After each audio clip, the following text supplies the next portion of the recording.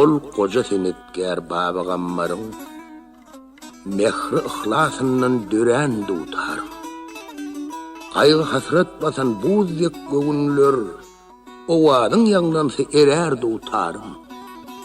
Oğlan bagşyň oğlanlykda oýnany, çuwul bagşyň ummanyna boýlany, şükür bagşyň ar namys diýip saýlany, mallagan oluny sayran utarym. Müňläp mukam perdelerini iýnimi, seni dinläp insan ogly ganymy, ýaňlanyna gara däliň ýanymy, gözi ýaşly bagry girýän utarym. Ne ajap ýaňlanya pürlägän pendi, seneden har saklan baynamaz şinni, Han Sehet Ustanyň ustad perdendi, jepbar bilen baga giren utarym. Bituruk meniň goşa-goşa täji bar. Biri magtymly, biri goşa tar.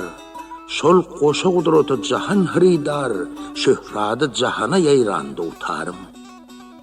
Türkmen deňär sen hanymanyna, taçakdaky pek mukaddes nanyna, saýra ýene şanly döwrüň şanyna, baky gelli döwri döwran utarym.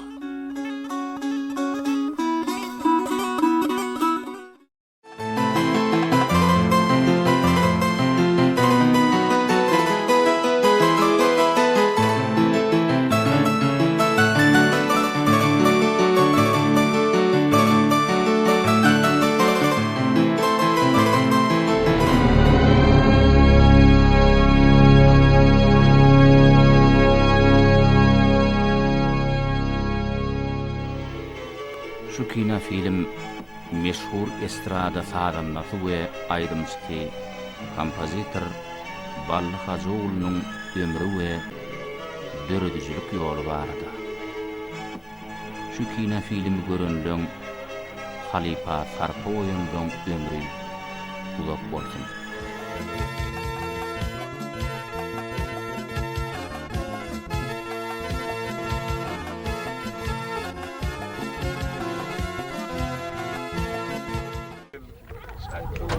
Yaman görüyor. Hasan ne oldu da uğrap oldu da. Alo bana.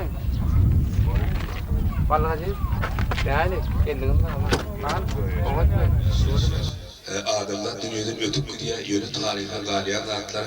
Plan başy bilen planlagam dost bilen kendimden ýatdym olýar halkyň üçin.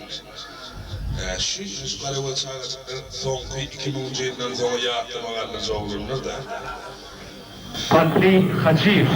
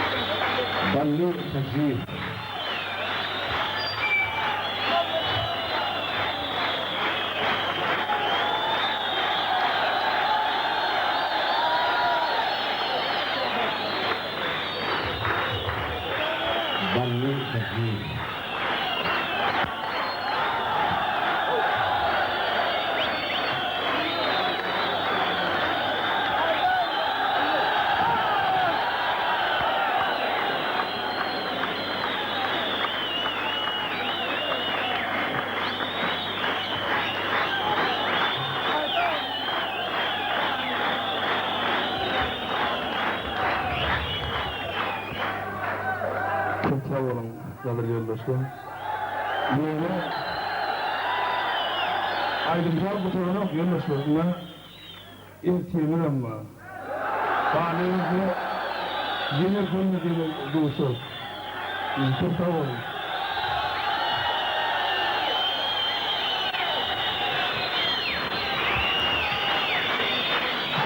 Kaderli kuvvetler.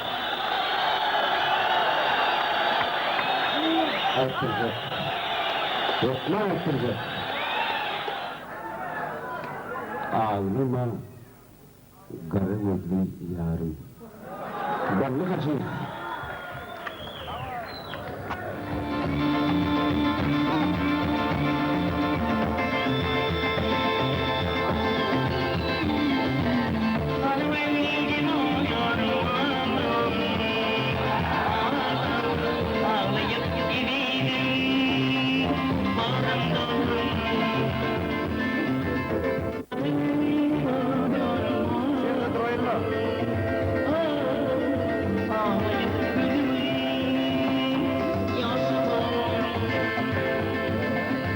İyi buraya, Türkmen halkının öz yurdunu, her yurdun geleceğini de bilbil ağzını, kanatlarını bir acayip fazlayım.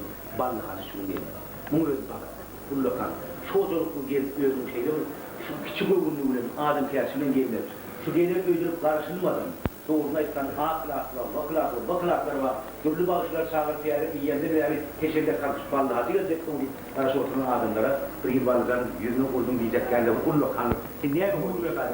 Bir adamlar iyi üstadın şahitlerini gördü adam Allah'a geldi. Burada gelin Ankara. Allah'ın büyük yine şu büyüklüğünden sonra Allah'tan ağlayın belin ettim. Çocuğuna geldim ineyim. Bir söz ayıp tereyden izine ne yapayım? Şu 10 yıl değerli akıllara bile yavrum. 10 yıllık Milan'da ne mi bir her gün bir dosyalar duşmanın için bir bahane verir. Edil bir Türkmençilik bölüne terilerinde niye meğer kadiyen doğru bir de çıkıyor. Yönüne eyle orada yürek dışından bulan didarlaşma için. Adama mehteşlerden yok. Adam yıkıcı da mehteş. Onu bilin didara mehteş. Şol köylü dosyalar bilir. Şol hiril doğrularda gelen yürek dış dostlar bilen, zorlar bilen bir didarlaşayım yıldan söyleyelim. Hemen bir adam yüreğinde besleyen zaten öyle yapmıyor. Ultoy'da edil var, sana önümüzde yok yönü. Yerin 10 yıllık edil. Bugün tevir bağışımdan çağırar, lefine kormaz edip çağırdı.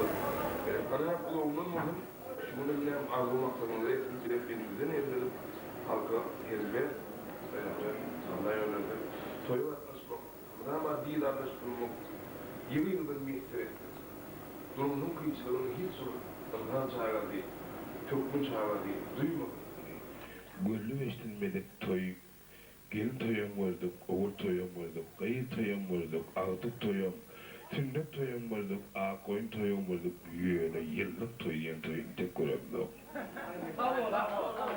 Sizin bereketli yüreğinizde birer aydın sağlıkla gelir.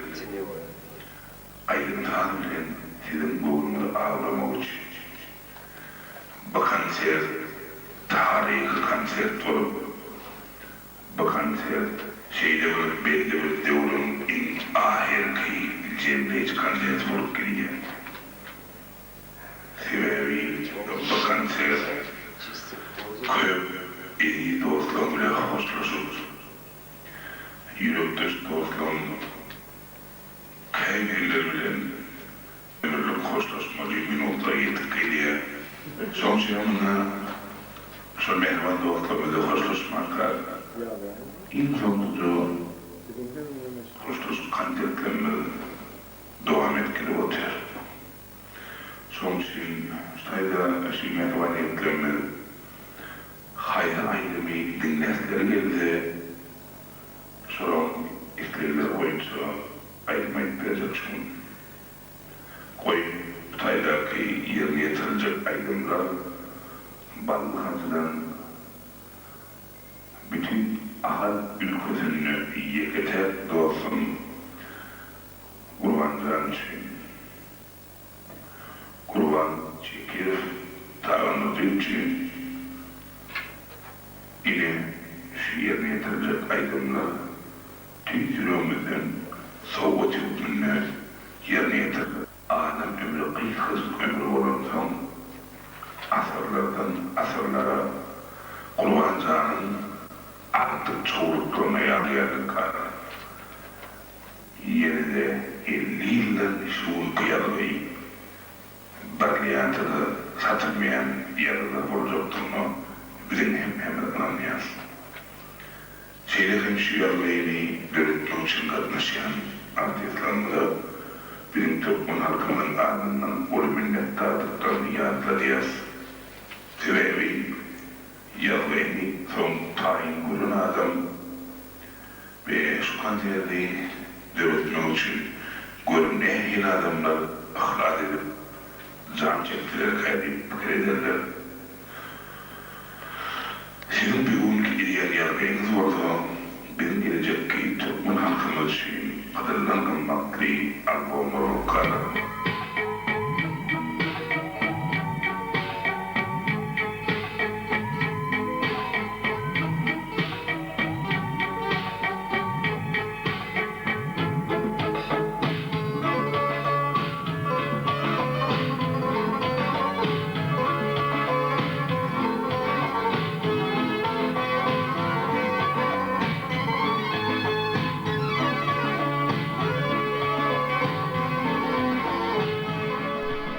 Ballı Hacıyev 1959-njy ýylyň 8-nji sentýabrynda Mary Trabynyň peşanalyk obasyna dünýä ýenýär. Oň kakatyna Haja Atamammadowly diýerdiler. Haja aga Mawtmul Pragynyň we beýleki nusgu şahyrlaryň ähli goşgularyny diýen ýaly ýatdan bilipdir. Diňe bilmegem däl, many mazmunyny tirip şözgüdünem aýdyp bererken. Hajaga çağılık killaryna aýdyma-da hiňlener eken.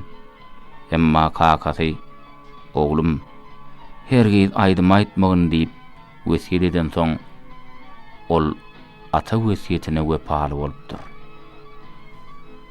Bally Hacıyewiň ejetine bolsa aýna gözelene diýer ekenler. Toya ýasa ýarap, elinden ähli hünärler gelennenmi, ýa-da obaň maslahatçysy bolannanmy oňa bütün oba aýna gözel ene diýip bildiler eken. Maşgalanyň 3 ogly 4 gyýdy bolupdyr. Ballynyň hakyky ady Täç Muhammed bolup, ejeti hemişe hüwdi bilen onu söýer ekeni.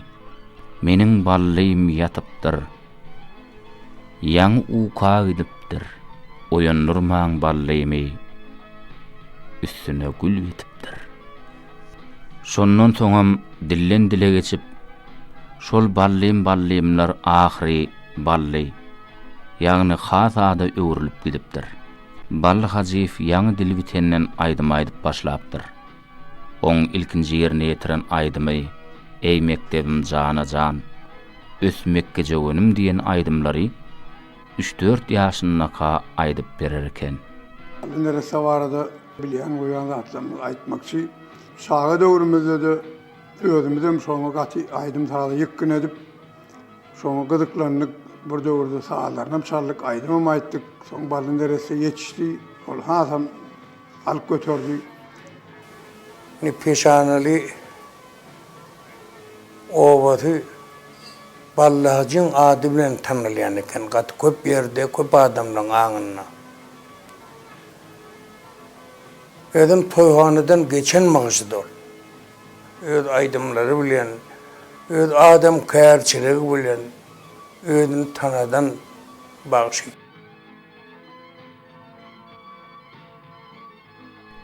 Mektepde okuan ýyllaryna ol ähli saz gurallaryny ustatlyk bilen çalyp bilýärdi. Bally Hacı 1-nji 8-nji klasy obalarynaky 15-nji orta mektepde okudy. 9-njy 10-njy klasy bolsa Mar şäherindäki 6-njy orta mektepde okap bilim we terbiýe aldy. Şeýdi bolmaň soňra mektepde okuan döwürlerini men özüm hem Sewdawyň işlemden şu şäherde işlemde ýanymal gaýdýadym 6-njy mektebe ýerleşdirdik, şu taýda okap başlady.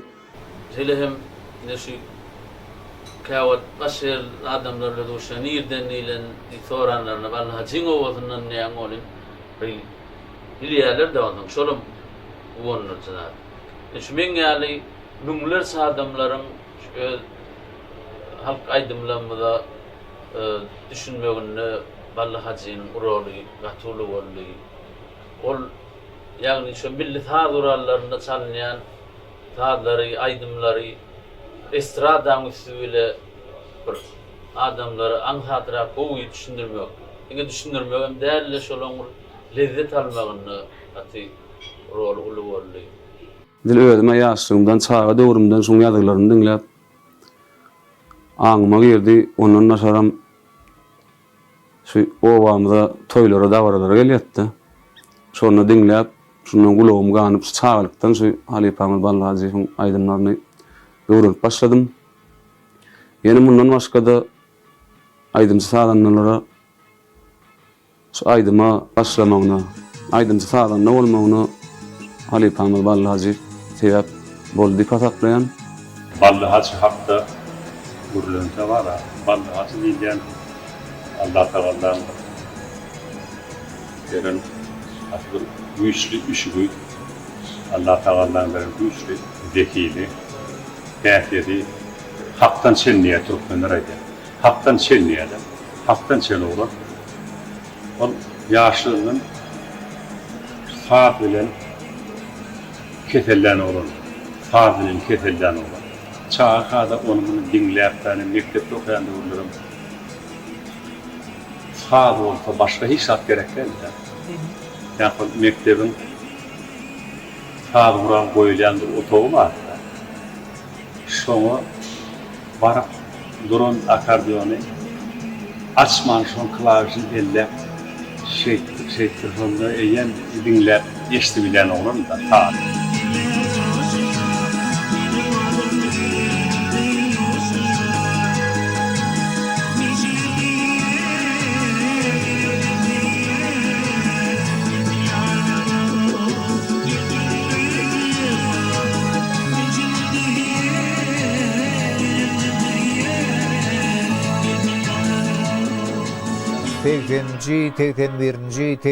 Ýyllarda ýokary okuwçy aýlarynyň arasyny fakultetlerin arasyna geçirilýän bir konkurs bardy.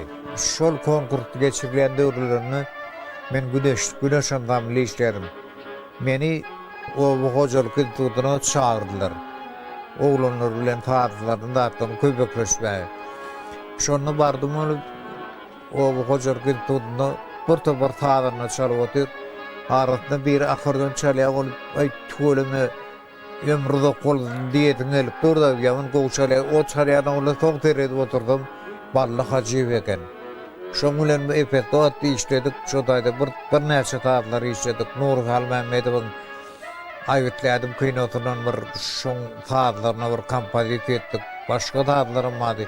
Ýöne ýöde ortamur gurulma şilawek orkestr denil adam orkestr ýöküde akordeony bütün orkestri ýöde çekip oturup da ýöde alyp gidebilýär.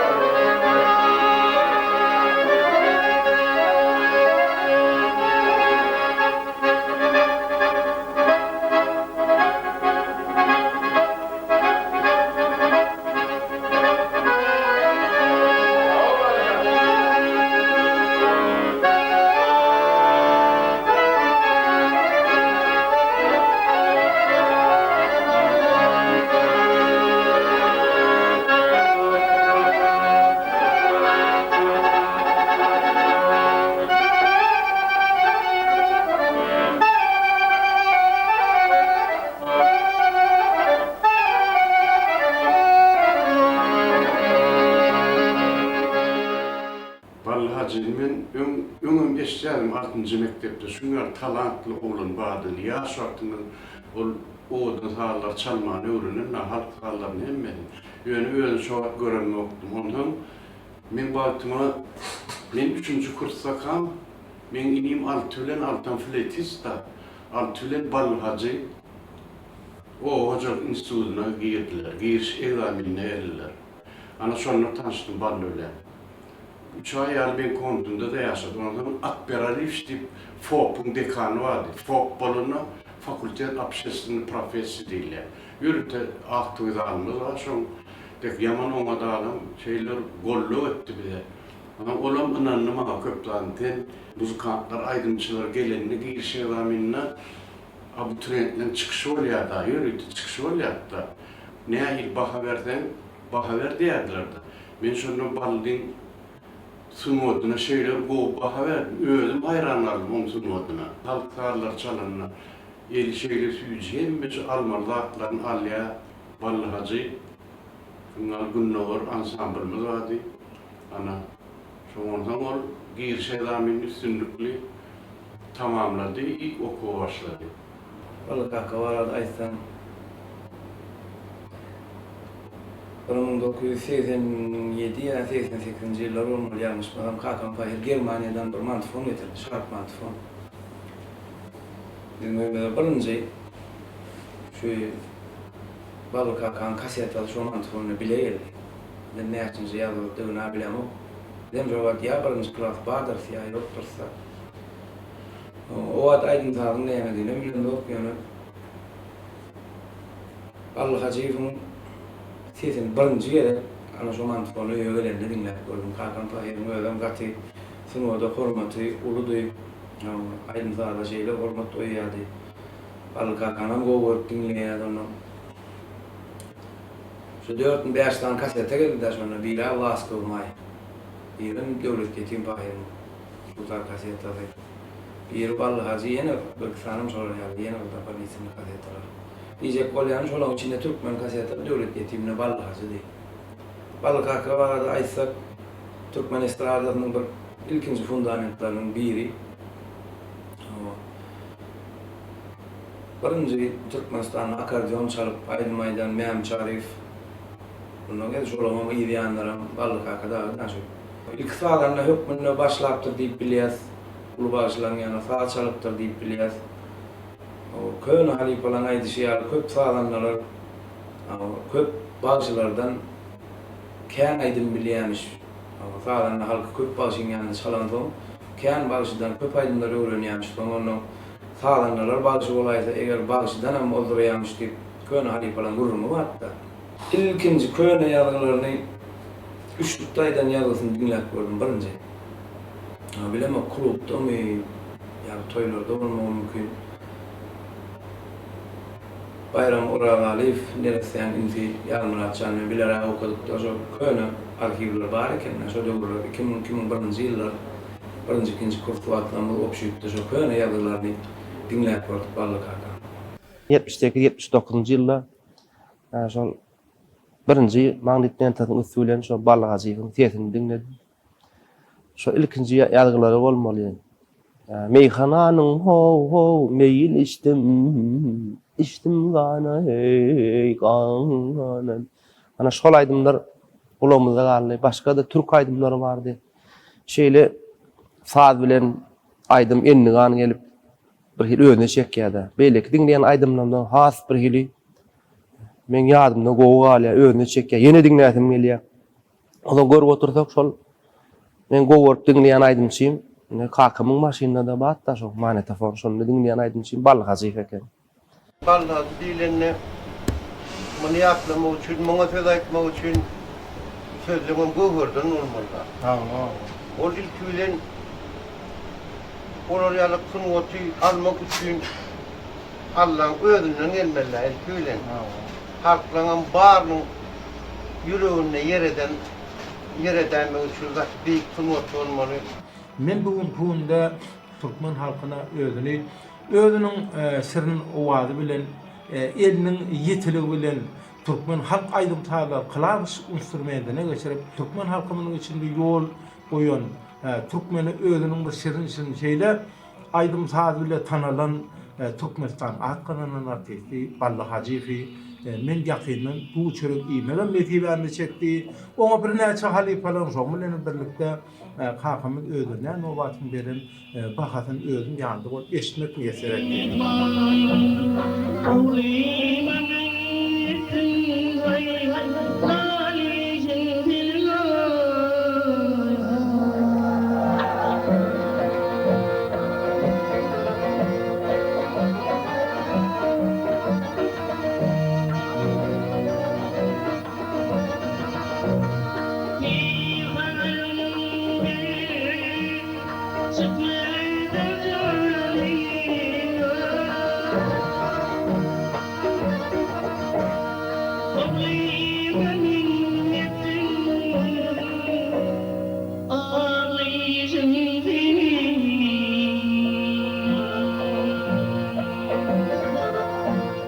Nasıl ballı arada aytsam bir istirada diýilende döwren bir millilik bolmaly.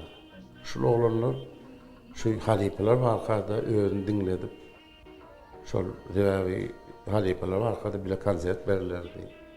Ona annerdi bagýar.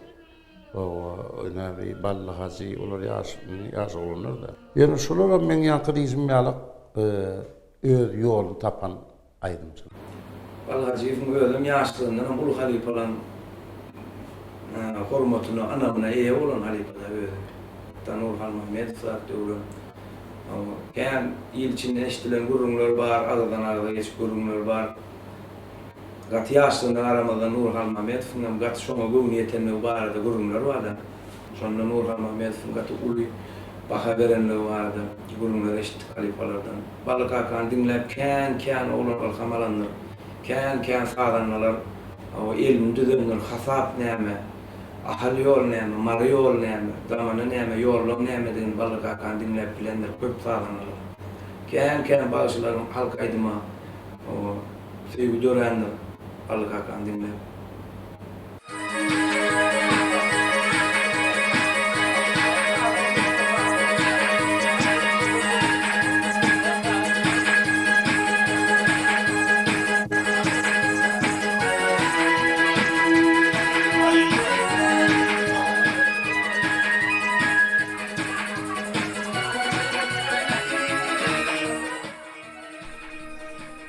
Ballı Hacı'nın ada wadasy 1980-nji ýyllarda vilayatymyzyň çäginden çykyp ýurdumyzyň dürli künjegine ýaýrap başlaýar. Bu habar Nurhal Mämmediň hem gulagyna iýleýär. Seň sağlaňy edil özüň ýaly saly bilýän ýigit bar. Nirede o ýigit? Marda. Gele görsin ak pata berip göýbereýin. Günlerde bir gün Ballı Hacı Nurlara barıpdyr. Nuru iç kotowda aýaly bolsa biş düş edilýän aşganada öý işleri bilen gara başlaryna gaýy bolup otur kalar. Ýerelgidäki pianina mylaýym sesi ýanglanyp uğraýar. Aýetlerimdäki sazlara Nuru tesinip gidýär. Şo diýenleri şu bolsa gerek. Oho, Ballıcan bu senmedin. Didarın görmesemem adı wadan aşabada ýaňsally. Berekella aýnym diýip Ballyny garsa gujaklaýar. Ballam ondan kim galar ýalylar. Sawol halifa. Näme urunan bolsam senden baky minnetdardyr. Kinolarda döreden sağlaň çalyp kämillige ýetdim. Ömrüň uzak bolsun. Şoğun Ballı Hacı olarda mehmançylykda bolup saat söhbet edýär. Haçanna ol gaýtmakçy bolanna Nurhal Mämmed şägirdiniň ellerini berk gysyp "Inni ölsem armanym ýok. Meňe ýylymy dowam etdirjek hakyky şägirdim bar eken" diýip onu ýola salypdyr.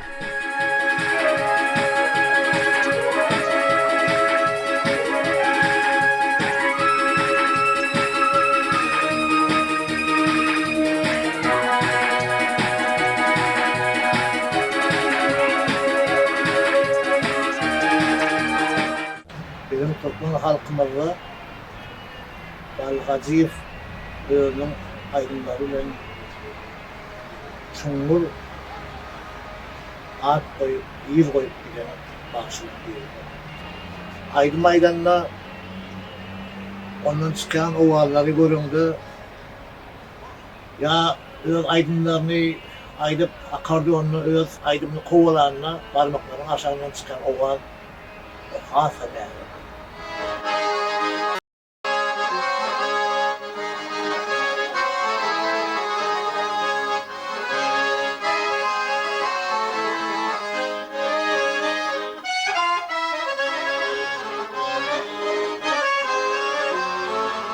Sungatda aýtsak, sungat ýoluny men öz kakam Bally Hacıyew barada aýtsak, kakam paýer şu kiçiliginden, şu çağırlygyndan aýdym sada şeýle höwesi bolup, şu kiçikde Şu çalıp kakamın öz doğanlarım Aydın sazdan yankı aydım orta mekteplerde çıkış ediyorlarken sonra kakamın hövesi hasam ulu bulardan geçiriyor da Owalarnak 15-nji orta mektepde mugallim bolup işledi.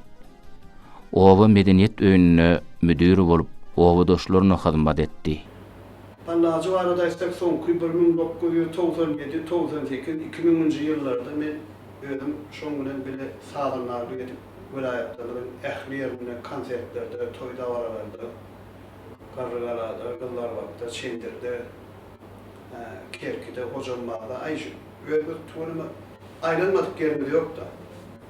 Ýöne balan ýerine de şeýle hormat wady halk garaşýar da. Düşünmeden eýen olgak gelip Ballarayka geldiňmi? Bu ýaşykda bardy. Şimdi şoňa bir aýdymlar zatlary bir ýa-da aýdanda ýa-ki şu aýdymyň gapdaryndan çalýan saatlar bar da. Ana şo saatlary, aýdymlary gatyp düşüp ýerine düşýär da. Galipden kep çıkarıyor, şaşırıyor. Nimettin ayı, diyecek zaten yok da, diyemeyen manasip boru nokta. Şimdi bu manayı çek koyanlardan ballahacı değillerine, neyme gödönge vermeli. Ballahacı değillerine, esası gödönge vermeliler. Dengizin ummanla, arifamız, ballahacı ifaradı, neyme aysan, neyse aysan, ol ağız. O adam şeyle sun motor verilen adamda. Şeyle sun motor verilen adam. Yarımın yalanı vardı, gittiğinin yamanı vardı. Yarımın yalanı vardı, gittiğinin yamanı vardı. Yarım bir garibim dedi, yarım bir garibim dedi. İyi yüz benim bildi. Yüzüm benim değil, ay gülüm gelir zırları zırları.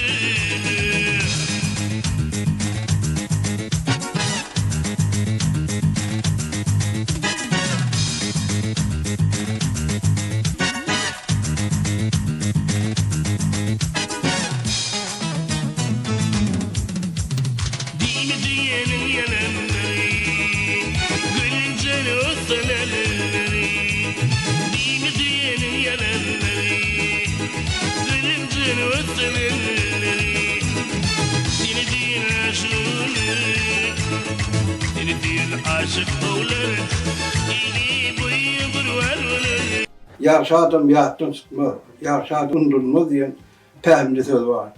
Nasıl bunun çok undurma çok yaşadımdan bilen bizim ıssat bakşıyımız, ıssat sağlığınamız, merhum Ballı Hacıoğlu'nu yattırmak makul bilir. Ballı Halipe arada isem Issat Halipe onu küçülükten ovamızda toya geliydi. Bizim o hası şoğraktık. Sonra urcu edip dinleyerdik. Toya oturyanca ukuyumu tısıda yatman. Süleyman Halipe ama Kur'an Karacava, Ahmet Oğul Muradov ve Halipe'ler. Şolarım şu ova toya gelenine bar toylarını taşlap şoğun yürütü toyalman qaraşadılar da Ballı Halipe. Benim olan arasında ösümden şu burada da qaraşanlıklarını bilýän tebäbi gelir plan aydım haş edecek, ya plan sağ haş edecek. Ballı Halipe tuğruma şeyle ussat bolan hem çalıp hem aýtmak diýilýän ol ussatlaň edilýän da.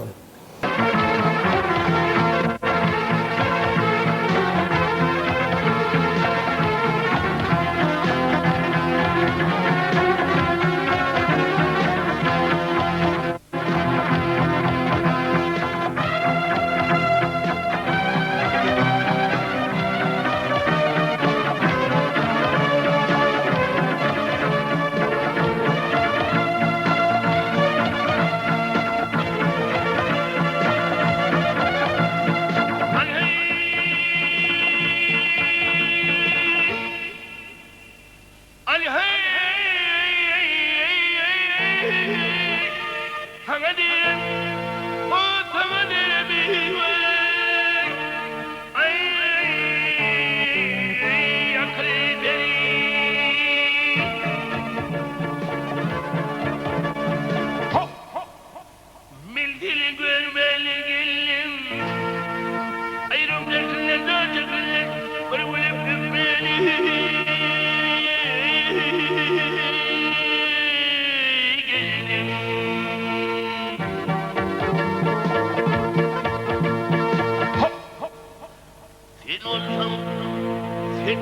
atmanım ay bir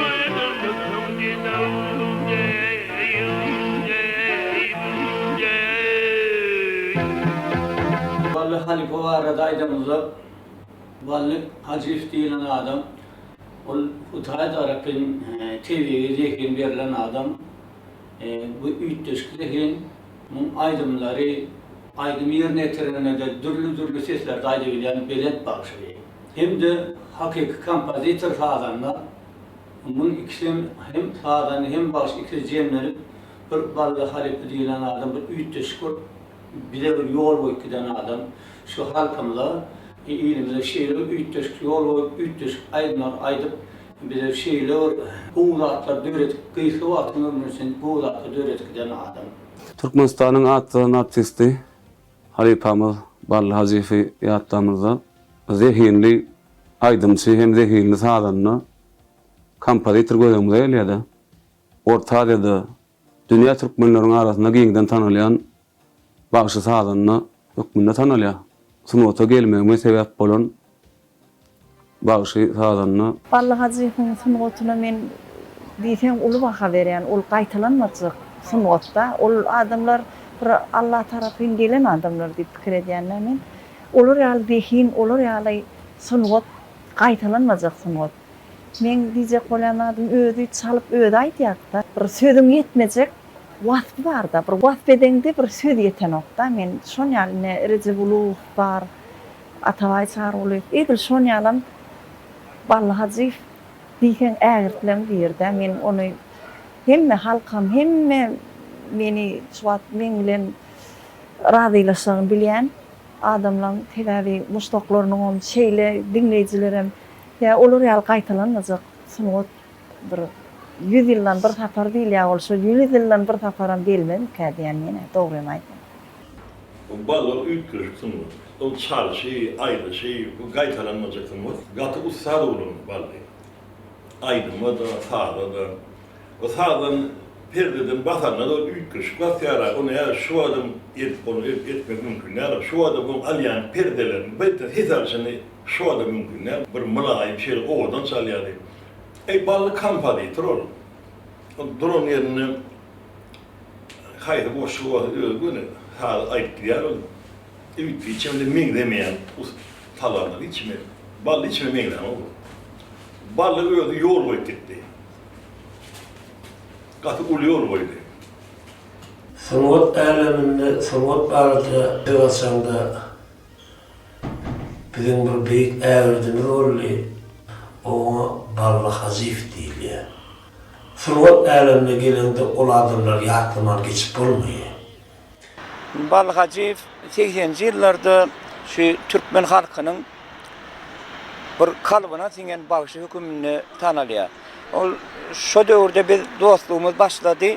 Ondan soňra 90-njy ýyllarda biz oň bilen has kämilleşen saz rollaryny aýdymlary, şo akordeona geçirilen aýdymlar, beýlek aýdymlary, Yamaha saz rollaryny biz täzeden işläp şol aýdymlary estrada yolunu hem de halk aydınları tiyade uşun verip şol aydınları işlep başladık.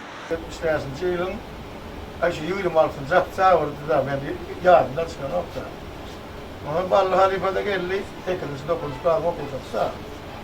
Aha, aýyr benim Maratrawynyň medeniýet öýünde işleýärdiler. Onda aýyr estrada diýip estradany diýen bir ortadan bir akordeonu bar. Şonar bir maksat çağırlan ileri deyip bir Gans Klos deyip bir kino giderdi bir var. Ay şoň sağadını çalıp başladı oğlum bir hayran alım. Ona men tükettim bir dinle orta çalýar mukayet.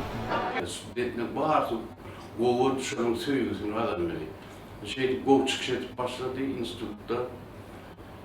Ondan köp kişi sarp oýdum sağlarını ilep başladylar. Ol başda men kontumda ýaşady. Başda gelenine 3-4 aýaly. Ondan aralygyna bir kwartira otada ýüregimizde ýene gelýär.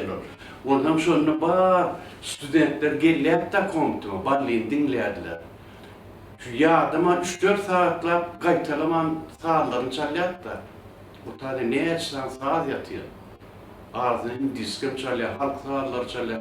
kim näme haşetdi şonu çap bilýär da. Men şondyna gaty ultar koýan. O niyet o yaş olan onça saat, onça aydın kellesine söyle. Ya vatta iyiden için hem aydım hem saat söyle. Ona men bir zadına hayranlarım. Muzikantlar, yine akordeonçular vardı. Şolara bir zat görkezek görüm. Armeden son men instituda giremsen, şu armeda saat çalınıyordu. Men armaya gitmeyem şu saat yürüt öğrenip gittim. Bilenler şu armada şu saat yokman gerektin. Buna marslar yankı değiller. Ve uçu torunlardan çalınan şeyler odan marşta. Onun hemmesi eskerler dem bile üye aydarına da şoka çalınıyordu. Şonda bir yerinde bir kusok var da çep kaptırlı sağ kaptırlı çalınıyor. Şonu görkezdim şonu var kıyınçılık görmeyen aldı da mene onun aytmayın bile hakiki ulu eğer sağlarına da şonu aldı da şu. Men şonu hayran aldım. Yani şu tayin görkezeyim.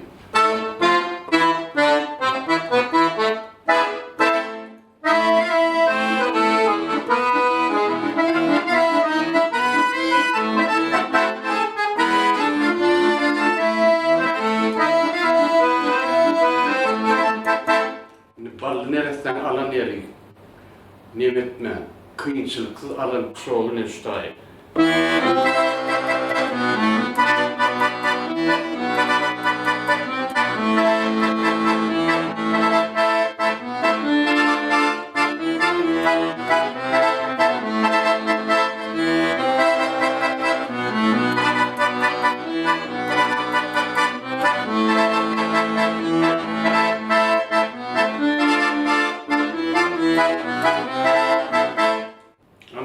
Şu çep baktırılan kıyınçılık görmeyen ballı. Şonu eyyâmen o tarpa oydun hakiki, bağışı hakiki muzikanttı.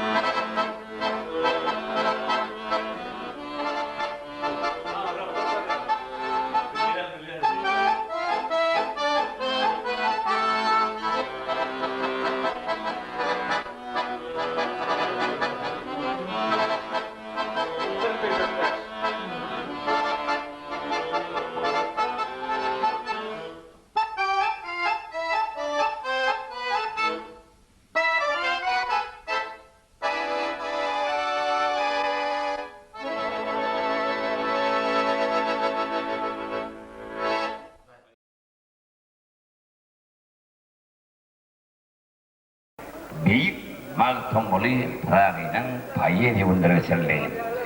Bir şehre sahip milli bayramçılıklarımızın iyidir.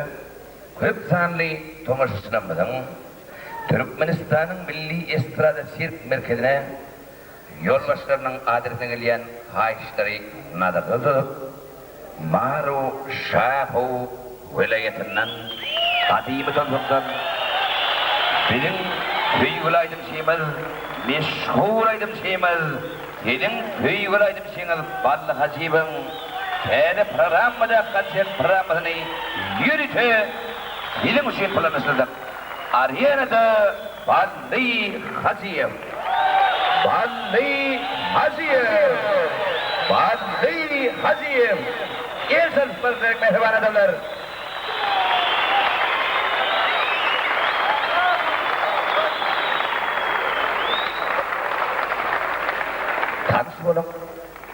Bandai Hazim. Köp yıllar tedi yoluna baktıran meşhur aydım şeyimiz bizim yüzde karşımız boyunca Maru Şahı vilayetinden eleyim. Men yani Martımlı'nın günlerini yönlüğe alamadım. Eğer ihtiyar etseniz, ruhsat verseniz mehriban adamlar. Koy bandı var şeyin ilkinci aydımını Martımlı Pırağı'nın sözlerinin başladım. Men Martımlı Pırağı'nın ruhları payyerisinden Türklerine seslerine basıp ediyor. Martımlı kovhamız, baştan aşağı tevtamız, kıyamet gün güvemiz, günlük bilen tarzemi. Türkmenistan'ın meşhur estradacısı Bandai Hazim, akıllar atamız, Martımlı Pırağı'nın sözlerine aydım ediyor. Türkmen halkaydımı, olulunun iş hoş yapmaz, yaşlıkta Hüymen yigite Bandai Hazim.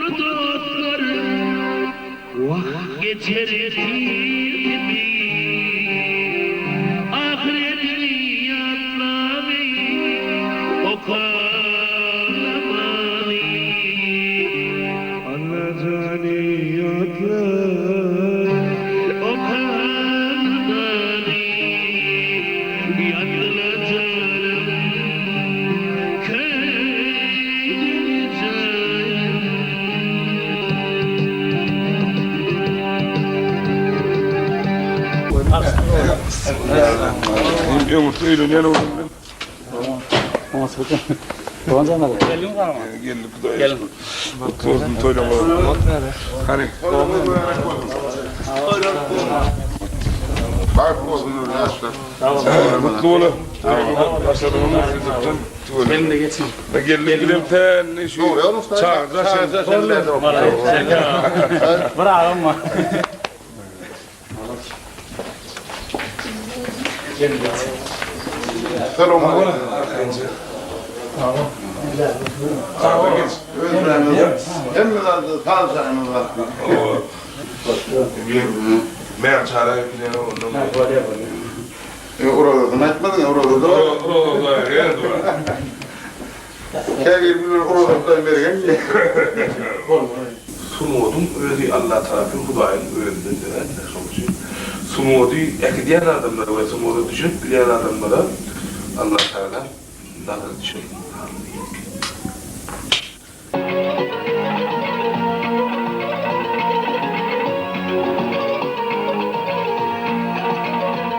Hacı Halifamızın aydımları bizim beynimizin gimnastikası deyip basar ediyordum. Özümüzü bilip bizim şoň aydımlarına öwrenşip çağalygymyz, ýaşlygymyz, ululygymyz, ýa-ni men özüm hakda aýtdym, ýa-ni aýdyma girip başlamyza Bally Halifany görmek, şoň kömeginden peýdalanmak, maslahatlaryny almak, ol her kime meýser edip şo zatlara münasip boldukda. Şoň maslahatyny almak meýser etdi, şoň üçin gaty özümizi bagtly adam hasar edýär. Şol adamyň döwürdeşi bolanmyda bir gaýtalanmajak halifa.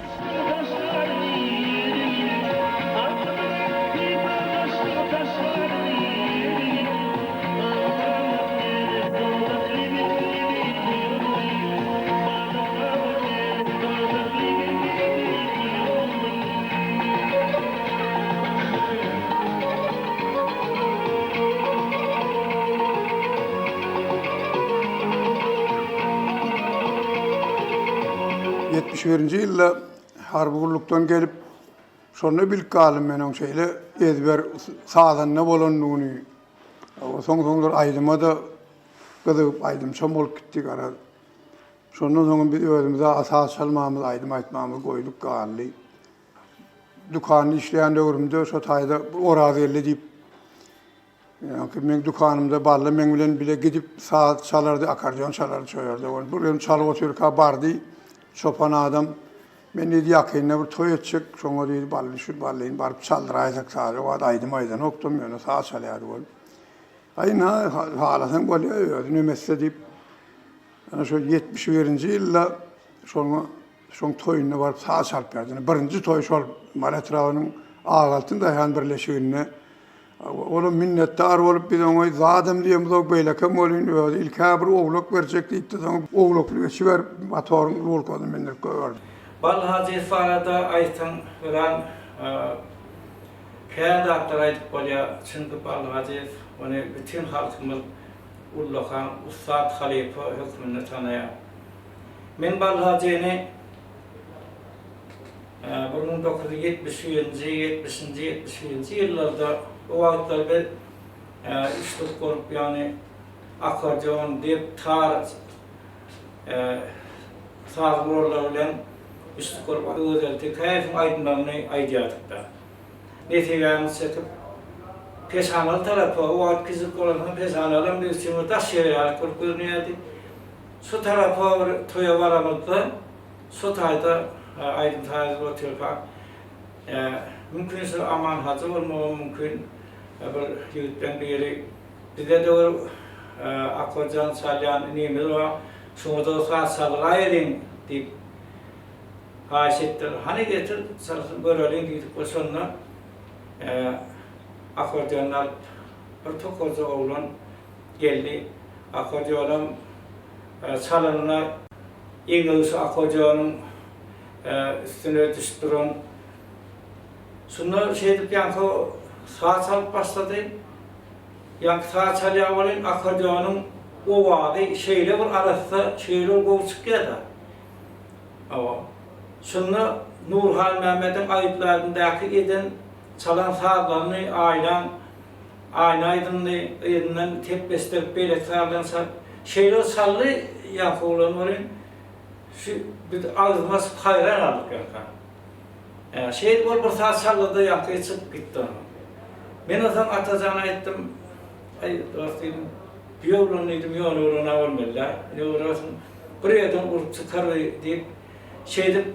Sonra hayran aldık öyle edir deyişimiz yani 80-nji ýylda 76-78-nji ýylda arwa gullugy top gelemden soň gelsek eýer Balhajiň aty awraýan ýaýra awrapdyr. Ine geldik goýun Balhajiň täze aýdymlary hatyrda çykaryp aýtdyryp demetler. Biz şol ulan ekran diýip ine biz soň bizim özümizden Balhajiň aýdymlaryny dinläp soň aýdymlaryny özümiz aýtmana taýýarlyk boldy. Ay şoň aýdymlaryny aýdyp boldy. Balhaji diýilen oglan ol ýön olanda ol Hudaý tarapyn Hudaýyň Allah Taalaň beren nymatlaryny ulan bilýän oglan. Allah tarapyn berilen oglan.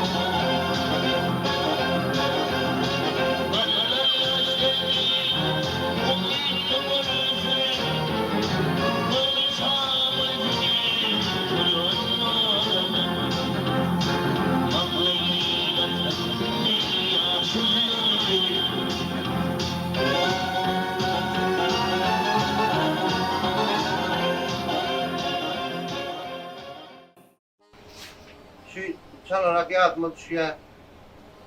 73-74 yılında ben yani Ağlak üstünde Han Cumadım bir halifatının körpüntü olandım. Hallin baranı yadıma düşüyor. Ay sonundan 76-77 yılda doğru oluverdi.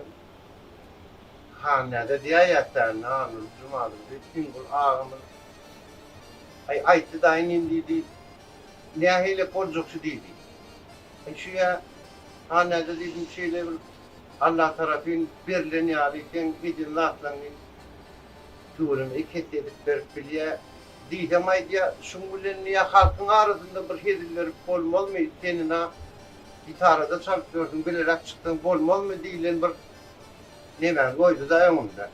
O zaman ne bilek ne ama yaşlanım ediyen aydınlarını sağlarını bunlar halk sağlığıyla giden donlar ikiden sonra gitti daha bunlar.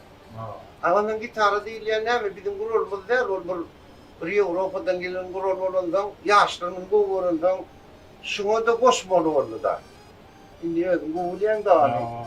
Gene bir haneden bu şehre dolup vardın da. Şu devur bilerek. Şimdi Cumhurbaşkanı kulları onun geldiler. Şunun hemmeti şu devurda bir gitara kavat diyendirak şunu kavat dilenden şunu ulen yoşadığın halkın adına çıkıverdik kolun ay varlı bir kutsat Allah tarafından verilen bir ayet oluyor adamı var. O da şu Allah tarafından verilen halife değil yanlar yönü fiyat oluyor. Fiyat oluyor. Tehel fiyat bildiğin havu. Allah'ın öldürenlerine o fiyat bilen Annerden öyle maddiyat da bunu iyilikleri yerler o zaman nereden katışıyordu kendini taparıyordu diye. Amanlarla amrat ödüm var. Kat küp olanları şeyde aman zamrat var. Şunu şeyde kelimelerin adamın mola şu valla kat bir gibi nimet oturdu da şu. Sol köpçülüğü kakam öyle men kiçirak kalmamış köpçülüğü ekderdi. Ama sonra men kiçiligimden yani yanına ekidip toylara kän ekitýärdi. Men doğanmam ekitýärdi, menem ekitýärdi yani. Sonra haýsy çağana öwredýän haýsyna bir öz ýoluny goý kiçek diýende kakam men ikisine de goýjak gel. Çağalamyň özüne höwesi boldy. Ama özleri ýöreder diýdi. Sonra kakamdan men öğrenip bilmedim. Yani men kakamın öz bir de galyran ýazgylaryndan şey öğrendim. Esasy men halipam o geçenki ýazgylarda da men kän aýtdym. Men esas halipam Hanurda Jumadur diýip o kakamın halipa diýip şu Hanurda Jumadur diýip şeýle hormat goýup o şeýle goýuran soň o men özüm şeýle hormat goýup goýuran adamym diýip Hanurda Jumadur diýipden men o kän atlar öğrendim, kän saz çalmagy öğrendim. O Türkmenin beýik senetkary Baldacan. Bu edebe halifa geçen Menden ikisi ýaşaň. Ondan bir ilim unuň üçinem o adadan bir dörtleşler aýdyp. Allah hurmatly adamlar. Hakka gelince şu ağamın 50 yaş toy üçün kat kän günlerden beri garaşyp gelýär. Sebebi buna han kaka diýilýär. Bir Allah tarapyndan ady han naklyp durup doğrudunum Türkmeniň tarihyny diýsegem ýalňyşak gel. Bizim marymyzyň sunwadyny hem ýerde gowur ýerlerde. Şu estrada ýolunda da bizim güýdbaşymyz, bizim morlugymyz, bizim halifamyz, ine han kakam gatyp beýik adam. Muňa bolan sevgi hiç wagt çäge bolmadyk sebebi men öz ýaşlygymdan şu halifamyň terbiýesini alyp şu han kakam ýaly bolubiljek ýok hiç wagt bolup bilmez bu ýaly adam ýaly. Ýöne şu onun ürüle onu bolubiljek diýip arzu edip ana şu günlere ýetdik kaka. Allah'ın birini sağlığını beren, avraýyny beren. çağıcıklarına uğan. Daycan ilmidama kapıyında gelimizde toyun üstünden geleli, yeni 50 yaşında şehit oturmak ömründe müyesser etsin. O benim neyan Kur'an kalka etti. Bu sözlerle hem de 4 aydan aydım. Soğud et toyu dedi. Hava. Ömrün gelimizde şoraya aydıp vereyim yani.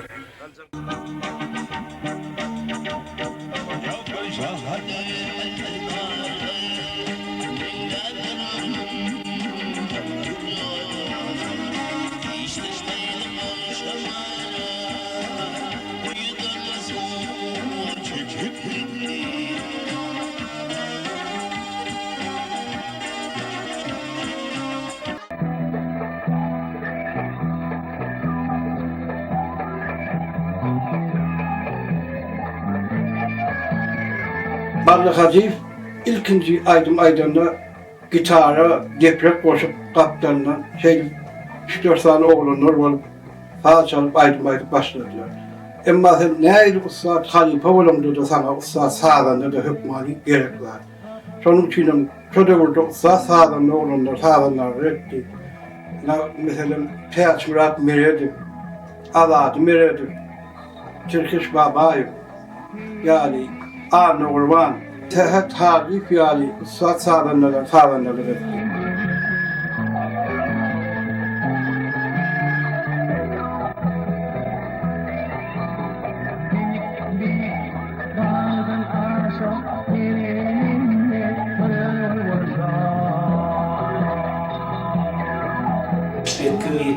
Yıllarda Ballı Hazif deyip bir bağış oğlum zafı çıktı son yalık bir. Son yalıkını alıp dinledik, görsek bitir tüyüzü ovadan aydiye öyle çalıyanken bir ova yüzüne gördük Ballı Hazif diyen adamlar oğlunu.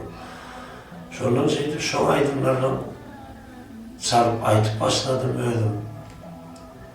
Mektepte kapıya Ballı Hakan aydınların özü içine girdik tabi sonra. Şulardan onu satışıp olmur mu halip arzu edip geldim ben. O Allah Teala katı yüzü de hilmettir de.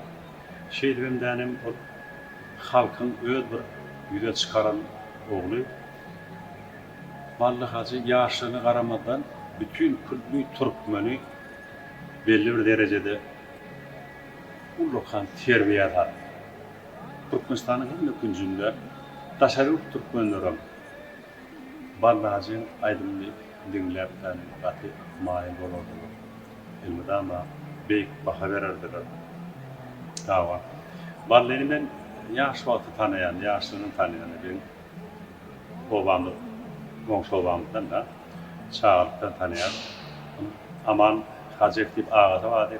Aman Hacı ben doğdum. Olmağımda ama diye Ballı'ya bir göğülük olur diye. Allah'ın veren zihni ona nerede göğülük olacak? O adama göğülük olmuyor. Allah'ın özü göğülük olmasa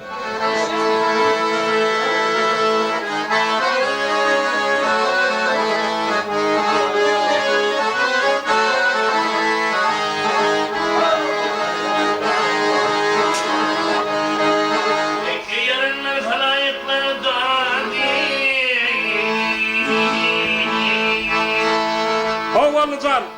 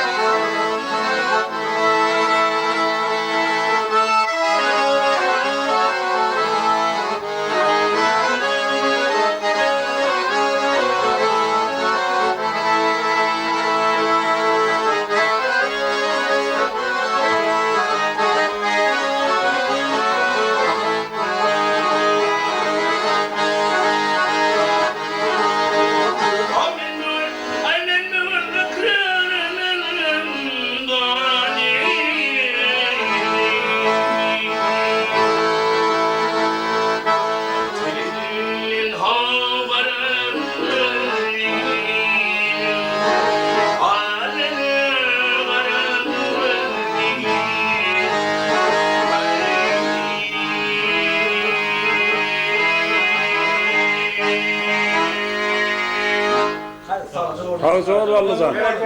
Ömrün olsun. 1977-nji ýylda Mikhailovich Kalinin adyny göterýärdi o huzur instituty.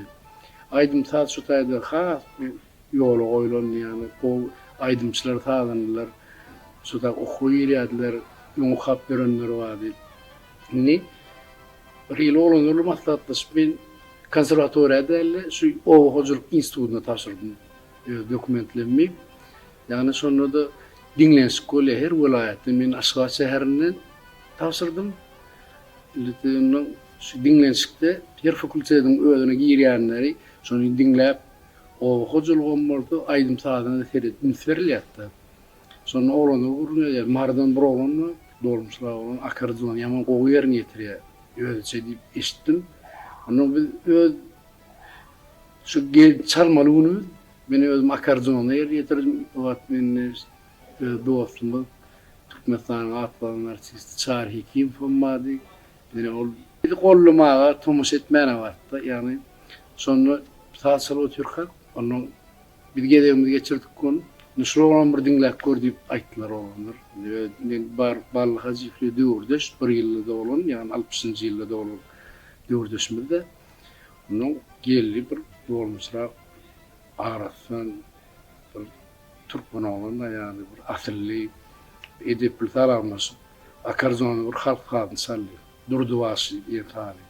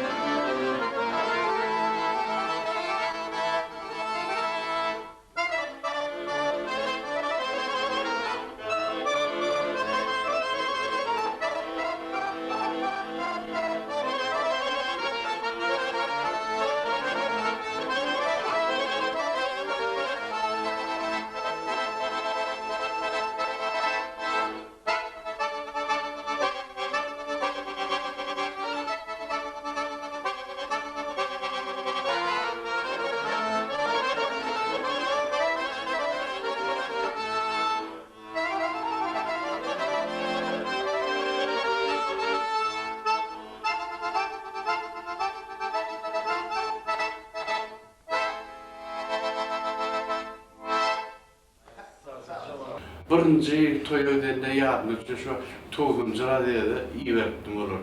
Birinci toy Aşgabatda birinci toy ödende ýani bir ay geçmäke Togumjyra diýdi, toy çapdy. Birinci kişi bu aparaty bardy.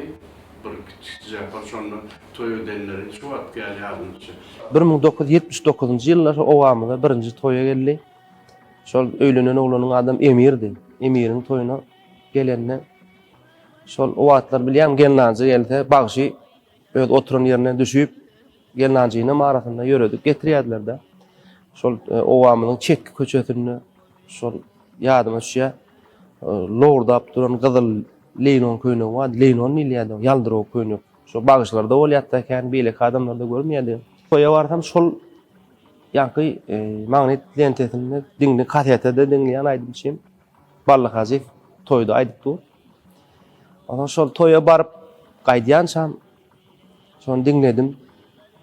Şol kakamyň mantyfonyna gaýdym çeken aýdyp tesinden tanadym. Şo özüni görmek, şo birinji gedek görmek gana şonu ýene etdi. Ol biz gaty kiçi, men birinji klasa baranda urlan bolýanda. Bolyn ol uly ýigit 79-njy ýylda ara tapawdymyz bar da, ýaş tapawdymyz. Şo ýöreýişini, ta çalyşyny şeýle için teretinde şeýle. Biz kaptandan ýörek gelýän şol ýyllar tanıt etse ýa gelne ýaşlara teretsek bolsa men diňe bagşa teretip gelýän. Ana şeýdem şo Ballı Haja bolan hormatym, süýgüm şo döwürlerden başlady. Başga bagşlarym dinleýädim ýöne Ballyk hasyny. Ha, urjet dinleýädim ölme, ýakyn kabul edýärim. Näme täze magnit albom çykdy, birinji bolup alyp şonu dinläp şo käwatdany mantfonu gulağymyza goýup şo durşmada uklap galan wagtym bilen. Ballyk Hajiýew 78-79 ýyllarda ilkinji gezek Türkmen telewizionyasynda saat çykyş etdi.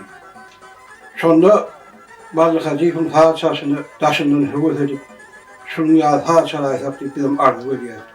Şonda kär wagt geçmen käde gene de Ballyk Hajiýew Türkmen telewizionyasynda 5-6 saat aýdym halk aýdym bilen çykyş etdi. Şol çykyşam şowlu boldy. Şol çykyşyndan soň men gözlegim Ballyk Hajiýewiň aýdymy saz boldy.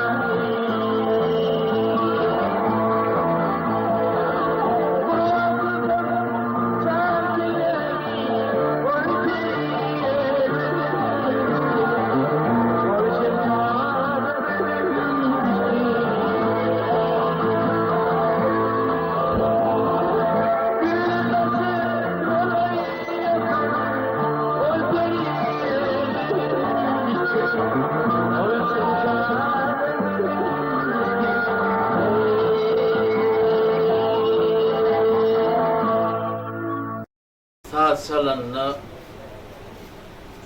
şu anırtında beriyen deprem sesi, ritimler hem ütteşti.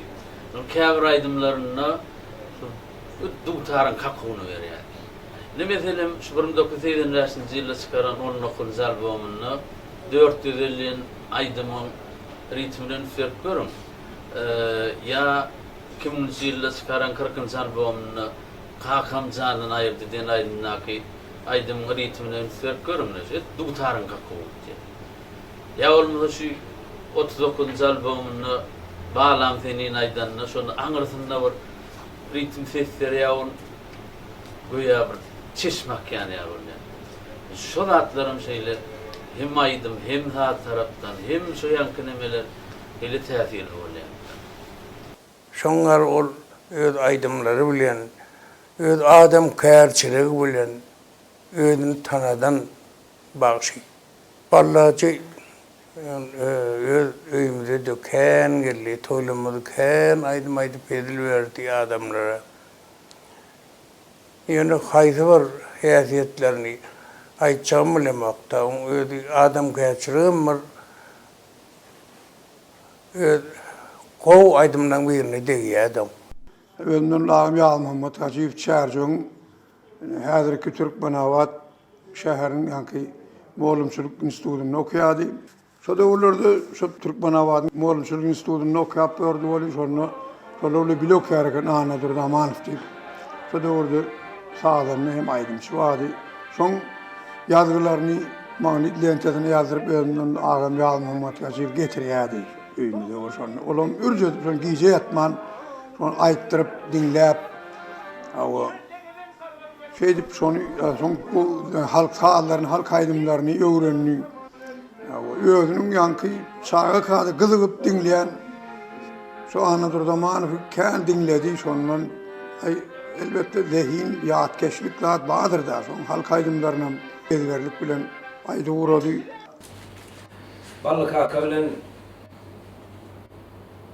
gönlü bağlanışımızın bir hem hemen Ballı Hacı'nın ilkinci halifanın muruaklı olmağı da men öyle ovadaşım anlaman şu Türkmen edebiyat Moğolum aslında kendi sınıftan şöyle bilmediği adam ama Moğolumçuluğunun kaptalı bilen Ballı'yı şairler yetiştirilen adam. Ey kokser suney verdim golüney Rövşen aydar murtuladım Rövşen aydar murtuladan dilerim Ol Muhammed Mustafa'dan dilerim La gayret ben adamlarım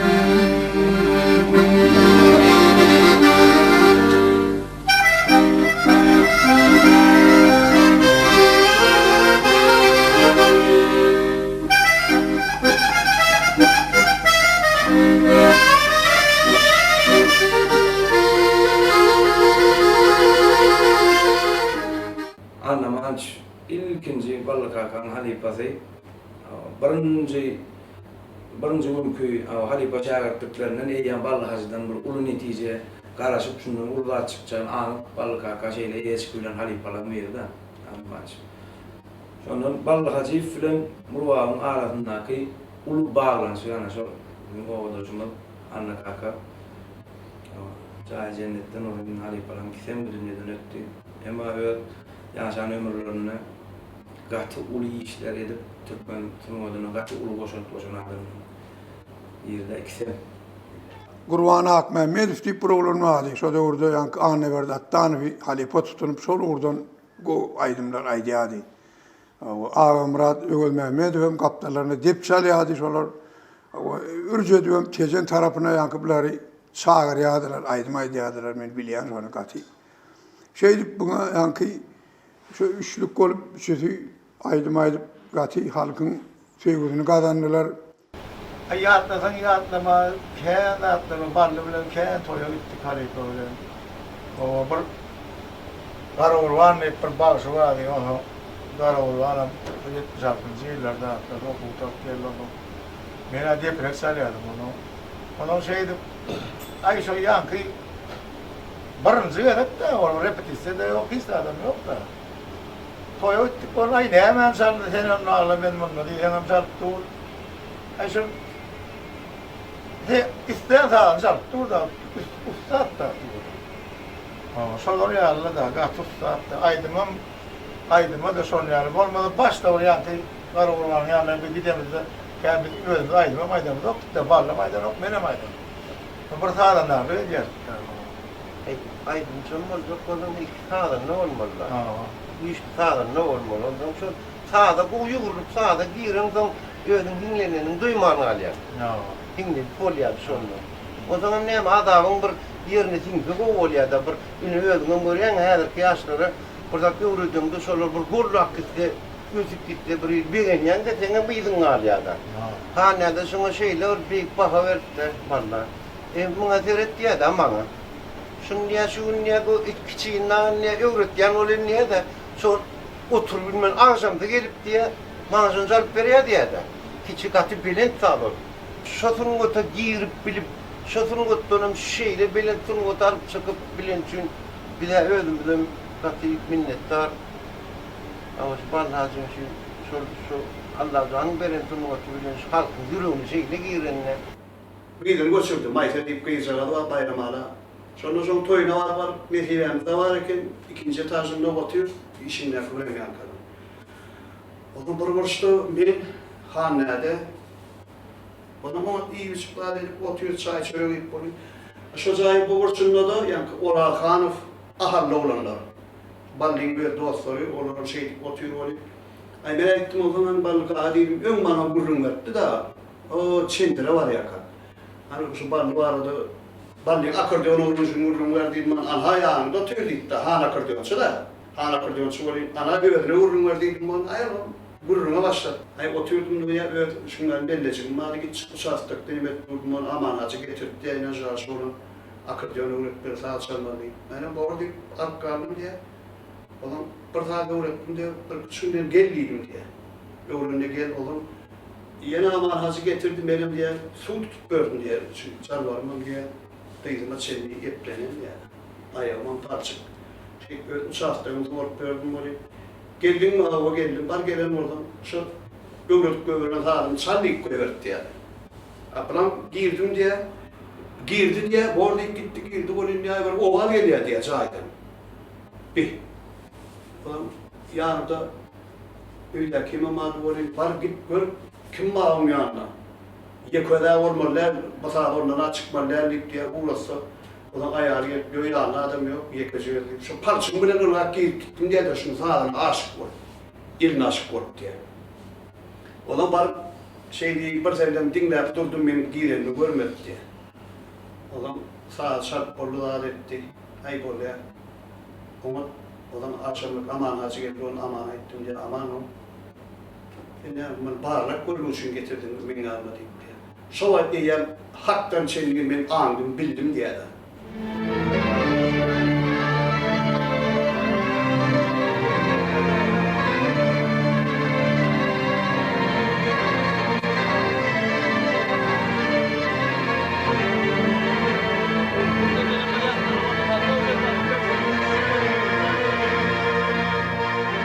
Başı yassıga yeten ayna gödelene, iň soňky deminine de durmuşyň jümmüşini mäkem urnaşan Ballı bagşa hudu bilen wesiýet edenligini owadoşlar şinni-şinnem ýatlaýarlar. Egillile bil Ballym, bir dilegim bil Ballym, maňa hiç tat gerek däl, köpüň ogly bol Ballym. Ene wesiýetine wepaly bolmak üçin Ballı bagşy gijetin günnüýi edip işledi. Şeýlelikde Ballı hacı aýdymsaz älimine ulu üstünlüklere ýetdi.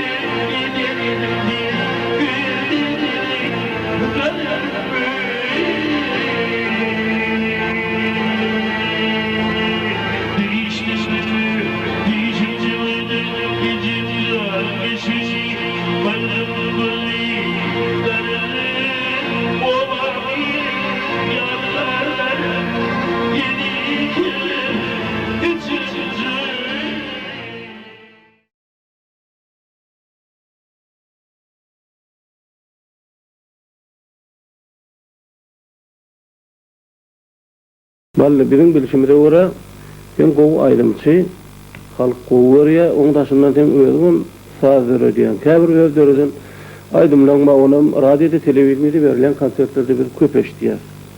Indi şu özlerden barasynda da bir kelama söz aýtsak. Men esasy şu ýanky ýaşlara yarar ýaly lirik aýdymlar özümçe işlep goýberýär. Ýanky halk kenglerini degip halk kenglerini ýoýmak diýen pikir mende diýinden ýok anam. Onun her kim başarýan zat bolýar. Ýa käbir adam ýanky aýdymlar işlerini ýanky içme Ýewropik zatlar işlep şonu ýanky ýaşlara täze atylmak öwrükden düşünje bar. Ýöne biziň şu Türkmenistanymyzda ýaşaýan ýaşlaryň aňyny nähile bolsa bir şu ağzıyan öz zatları bolsa şunun kulağına koyar ya. Ya da olmadı yani ki şu şimdi motivlarına yakışındıran ürünler edip alsan şundan has go kabul ediyorlar.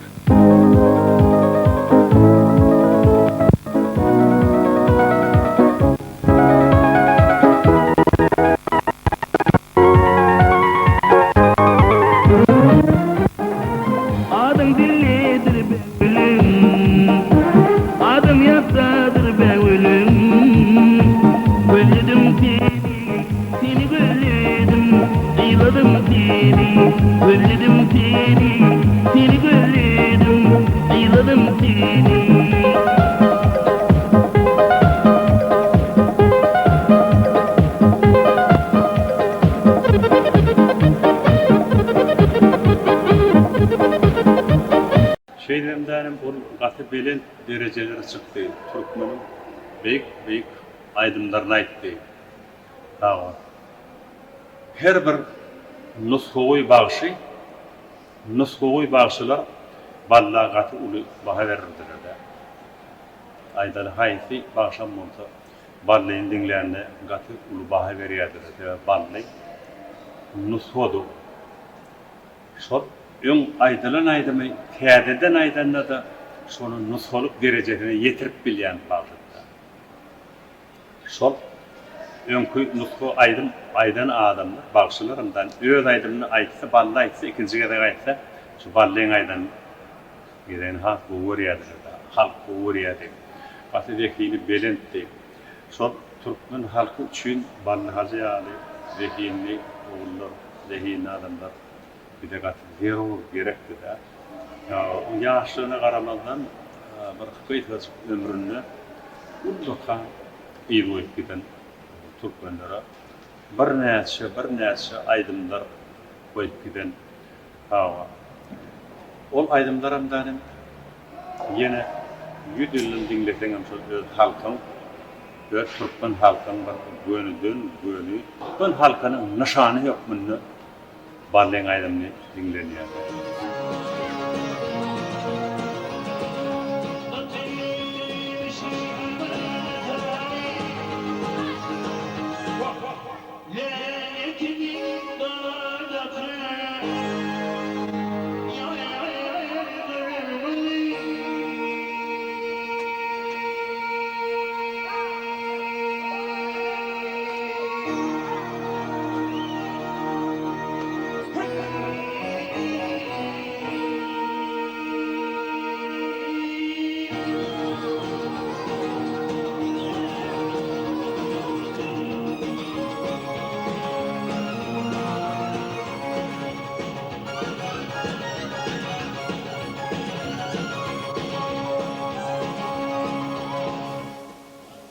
Yekabır bağışa sen marlı, sen daha şoğullu, sen ahıllı deyip olmuyor. Bağışı ol Türkmen halkının kıy, Türkmenin kol. Sen falan yerli, pısımdan yerli demek olmuyor. Vallahi şodatlar ayırdı da ortada. Nire varsa vallahi için tövbe o adamdan oldu. Toyda oldun, konsertlerde oldun. Hemet aramızdan gidenler son onu görmedi adamlarım kovbah veriyor, kovurluyor o hakta. Onunla görüşemedi, beni görseydi ritti etti. Dedim değişedim onu. Han bir manı yukundun edip, halife manı yukundun edip. Aytana yukundun ki işte yani. Ağırrakla değinin aliği adamına haklaymalı yap güldürüyordum. Ana bollu, şu bollu diye. Bunun halifesi Hanurdu, Cumadurdu, bizim bari mi halifamız hata ediyor. Halk dağlarını öyle yürütü bilim almasından hakkın şeylehin şeyli bir saatte yerine getiriyordum. Yani yağları üstünden tanıyan toylarda ağıt geliyordum. Balık hazır son ücret bir açlıkını dinleyen ekin. Şonu öğlene maksat koyup şolar yağlı olup yerine getirdim diyor. Şu asıl sözünü yoyman arasını şu bilimli, ılım, sağ ilimlerinde akortlar değil ya, iki tarafının ezdirlikle yerine getirip akordeonun çift tarafını bas tarafı oluyor. Ta tarafın klaviş tarafı. Şonu aşağıdan yukarı şeyle edirip bir yerine getiriyordu. Yani ona kadar geçeceğimde düyüp halifata hanurdu. Cumadır düyüp olmalı.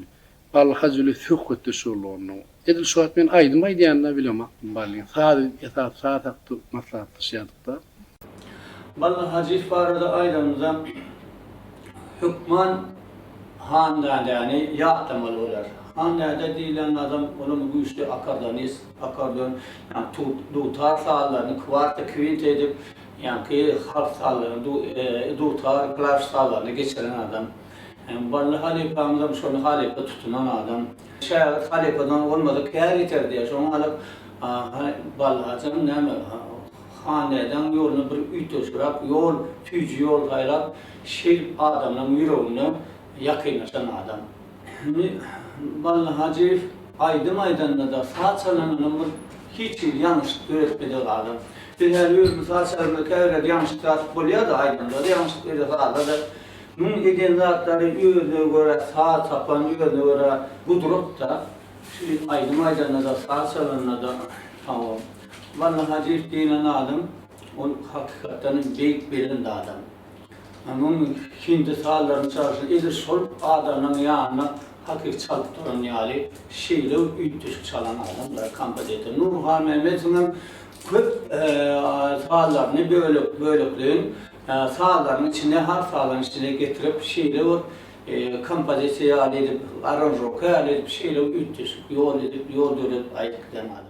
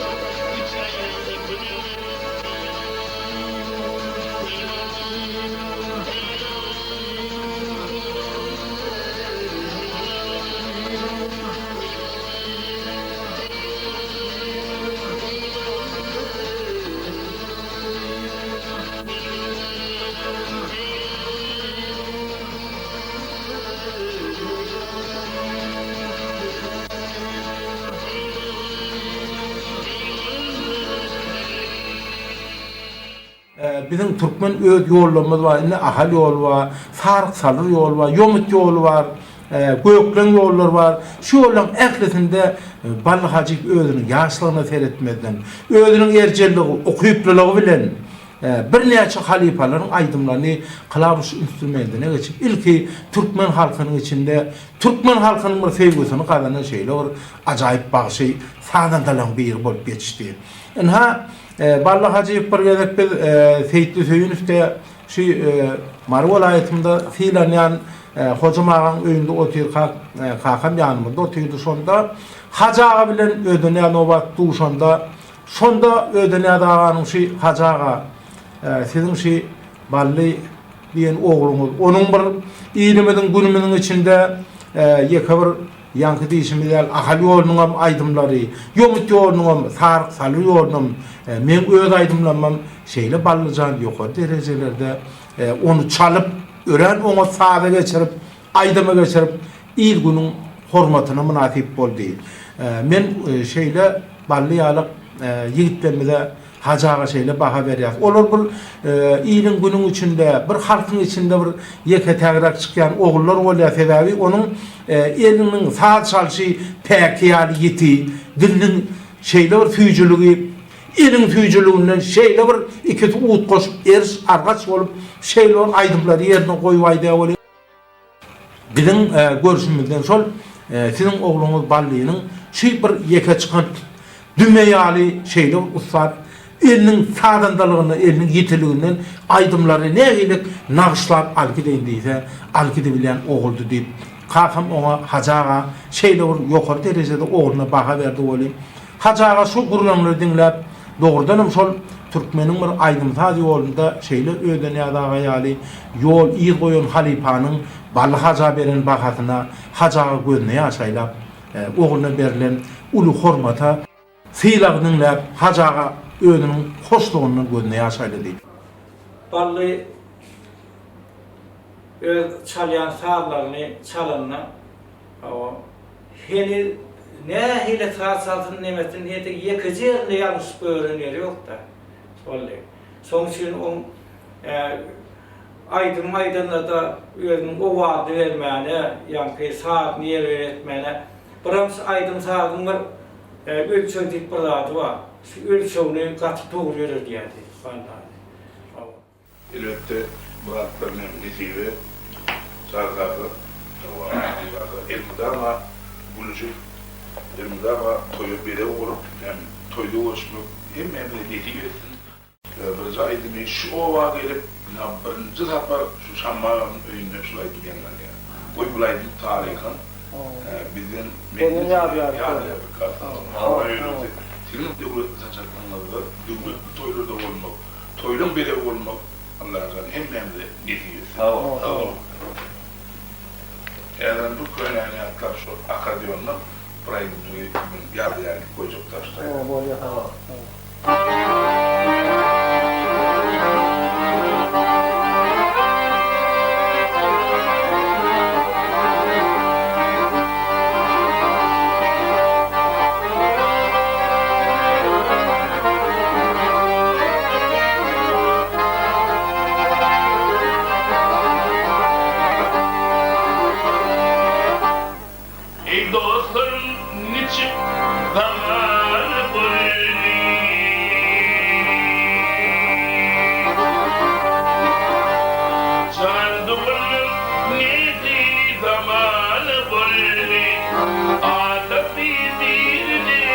Young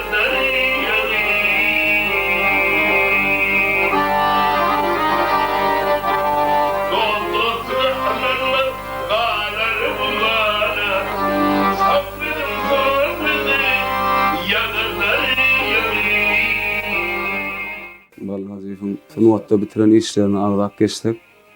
Ustatlyk bilen estrada geçirip ýerine ýetirdi. Şu ähli halipalar dinläp esasana mary ahal ýolu garyp şu Türkmen halkyna Bally Hajiň ýolyp özüne ýol açyp ýol oýan bagşy sadanlamyz. Bally Hajiýewde bir ulokan bir höp bar. Başka bagşylarda kän bagşylarda gawat gelinmeýän bir üýtdüş magnetizm bar. Özüne çekijilik bar. Repertuarlaryna hiç kime meňdemerlik bar. Halk aýdymlaryny, dutaryň hasabyny göni perde şu klavişe geçirilen ustalardan biri. Bally kaka var, aýtsan artyk maşlyklar gatken. Bizde goýan teatrlar hem gatken, kiçirek ýadyma düşýär şu mektep döwürleri. Oda klasa şolanlar ol kelip çuýýardyk. Çaýjy wagtda kelip çuýýardyk onu. Yankı kakan paýynyň Alper Manfonjunun 3-4 tane uzun nitil çekip Nälde kanalın garajynyň altyn yer açyplar, şu taýdan bu ýokda. O zaman fonum joňa bäş altyn uzun nitil çekip tepler töwerümde barary tog erterdik de joňa manfonumuzy goýup barynjy dinleýänler Bally kakada sary kuýlatdan aýdyp diýerler, aýdym başlandyny ýa-da üstüme bir sürü ýoklular gelýän ýaly.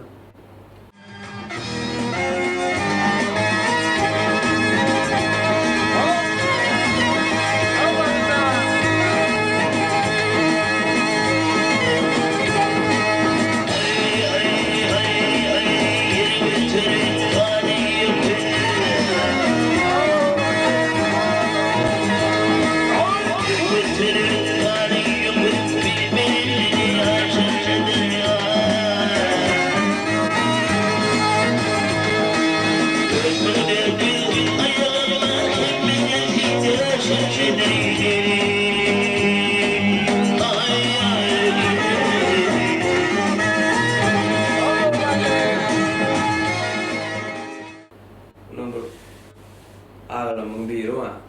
Bizden bir yaş ulağı olanlar. Ay bunun üstünde gelin öncükler ne mi diyen falan şeyde bizden bir kep çuýýar. Şolar. Çöreğe oturduk ne mi? Kim bilir ne mi? Ay şeyde Bally Haji diye. Ay sana niye dar? Öyle ağlam da şöyle şoför için 2 ýyl ters geldi. 2 ýylla öz radnoy ağam bilen şu bir söz için gepleşmem geldim. Ondan Aybirun yenemlerine sedar tamdırın çörek yapıp durmalıyım. 2 ýyl çekip yanına çağırıp 2 doğan 1 ýyldan artık öýkolojik gelmeden şu oruntyna gelişmedi. Bir çörek käbir bedre hova perrimde bir sohbet. Bulunmadan çekip käýap şey yenemlerine sedar açtırdı 2 ýylda. Ýa-da yaraşmazlygyma mümkin şu derece gowy ýerinde Bally kaka. Şu derecede dinleýär, şu derecede söýýär. Bally Haji bilen men 1979 ýylda 80-nji ýylda Medeniýanyň teýenkunda gawatdaşýardym. Şo wagtlar şu taýda toýa gidýärdi. Gitarist, teatr bir gitarist bizde işleýär, şoň ýanyna gelýärdi. Biriniň ýanyna akordeon çalýardy. Bally Haji akordeon çalandan şu saýda solo gapdarlar çaljak dağlyny, bas gapdarlar da solo edip çalýardy. Şeýle ustady adam. Hem de bizim Türkmen geçmişimiz, tarihimiz, köhne dert desturlarını gaty ýitip bilýän adam. O şeýle zekin adam.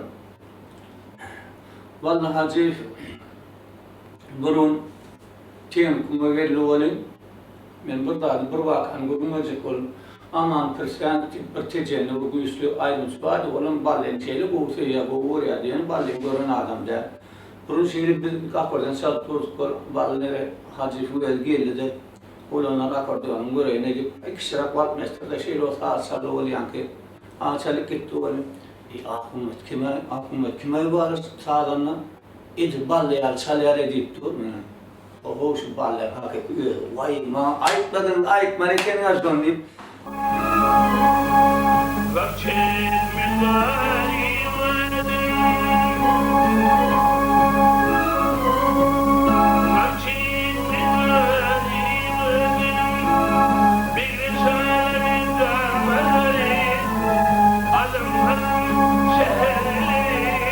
ağır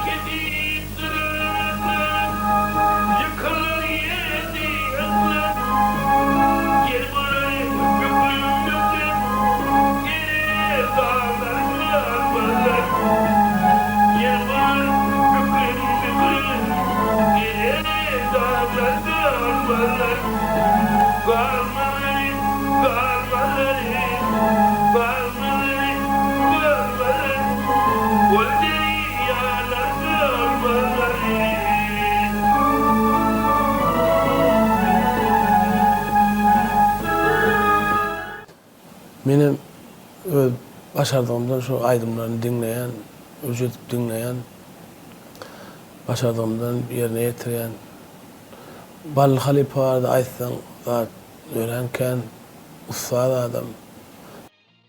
Ballı Halipa'nın yolunun aydiyanken, neyse aytsan aydiyen, men oğudan aydımları var. Benim fikrimce estradada şu Recep Halipa'nın Halipa tutunum kadiyen teyavi köp şoň ýolundan aydan aydymlary var. Şoň aydan aydymlaryny täzeden özçe işläp ýerine ýetiren aydymlary var.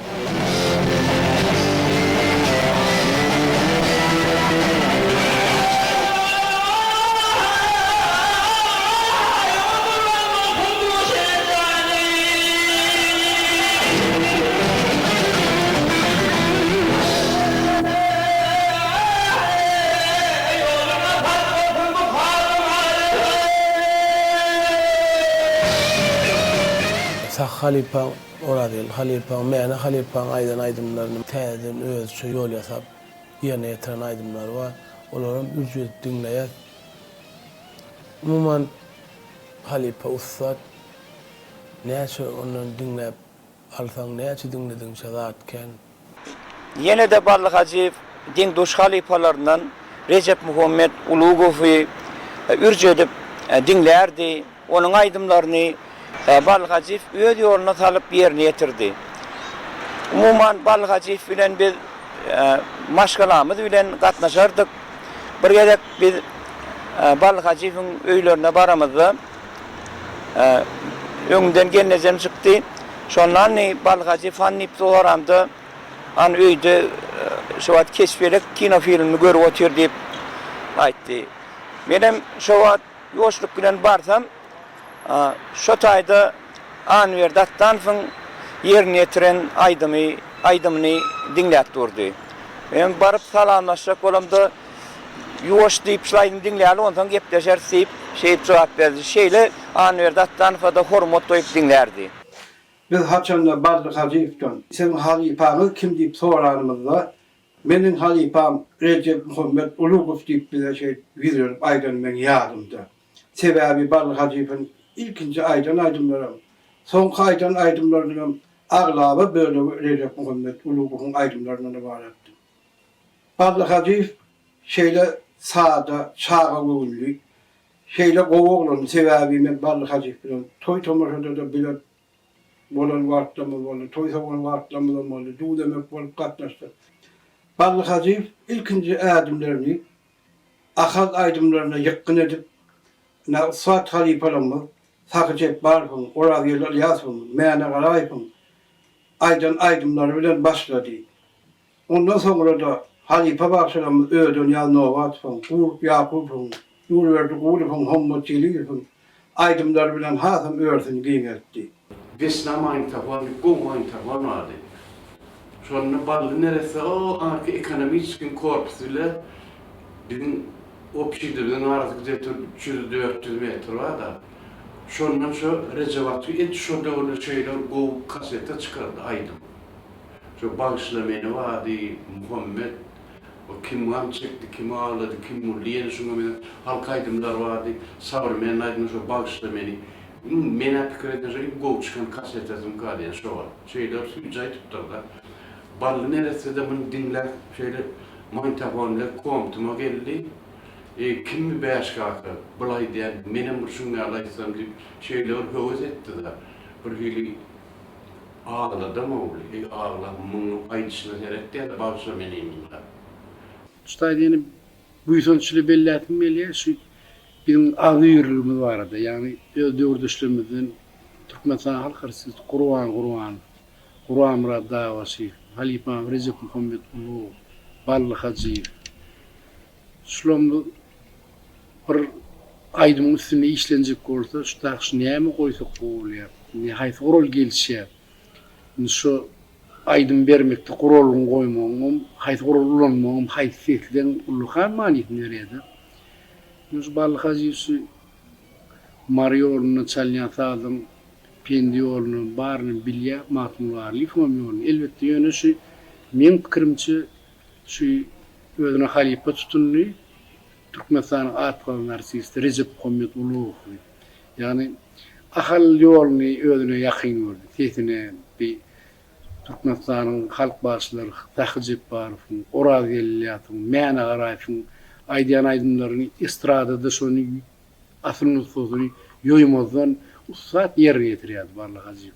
Onuň akordionuna arasynda seslerini alyp şu estradada Ballyk Hajiýew Ulluhan goşundy. Yani Recep Halipa ýanyna gitara sawur boldy. Hem de dip sawur bolmuşdy.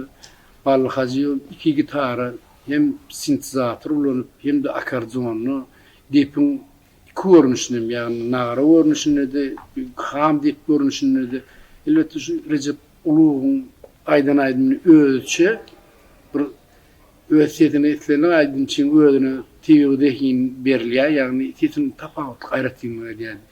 Şonu usatly ýerine ýetirýär. Özüm şu ahal ýoluny aýdýan halipalary aýdyp estrada goşup maslahatlaşyp edilýänlerde bir berip ýerine ýetirýär.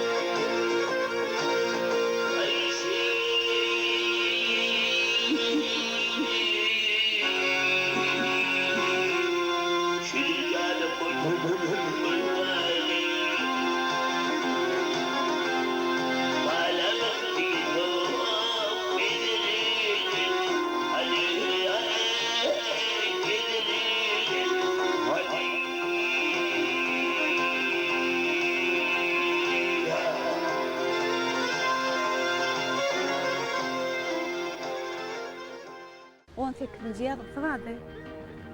Ballyk Halipamyň bir gapdaly halkaýdym, bir gapdalyna da Sıbırmayan aýdymlary bar. Halkaýdymyň birinji aýdymyndan ýürýän, ahyrına çene diňe halkaýdymyň içinde ýaşaýan. Şeýle bir üýt beşik dünýä edipdi de şonu. Halkaýdym oturan soň oýdyna geçýän de oýdyna özüň bir hili başga hili adam ýaly. Ýem Sıbırmayan aýdymdan häzirki döwrüň içine girýän aýdymlarynyň içine girip ýaşaýardy. Her aýdym üzüm bolup bardy. Ya bizden çıkanak. Şoň bilen tagtaýa gaýardyk. Ýetelemäge diýdik şo aýdym bilen. Bir bilen gözüme daşlak şo zapis. Ýene ýatýançak, uwup gaýançak diňe şo zapis. Ta magnitofonyň batarya çökýänçe diňe şonu dinläp uflak galýardyk. Soň waka üzüm bolýan aýdym çykdy, ol Nurjet dinledik. Otaň gülälegim ýarym bar. Otaň beýleki halk aýdymlaryň köpsini ustatlyk derejesinde bir kämillik derejesine ýetirip aýtdy. Aýtýar bolan çagdyr uçaglarda şunda dinledik birinji aýtşym. Otaň dert ýamany garlykdyr ýaranlar şunda dinläp goýup bolanok. Aý Ballyk Hajiýew haýsy aýdymny aldaňam bir gaty ustatlyk kämil derejesine ýetirýärdi. Şo artyk ýerim ýok, kemlerim ýok. Kulan ýeri bolmandyram diýip bolanok, kulan ýeri artyk düşüpdirem diýip bolanok. Sadyny, aýdylşyny. Şoň üçin biziň aňymyzda Ballyk Hajiýew diýen söýüň orny ulunýar.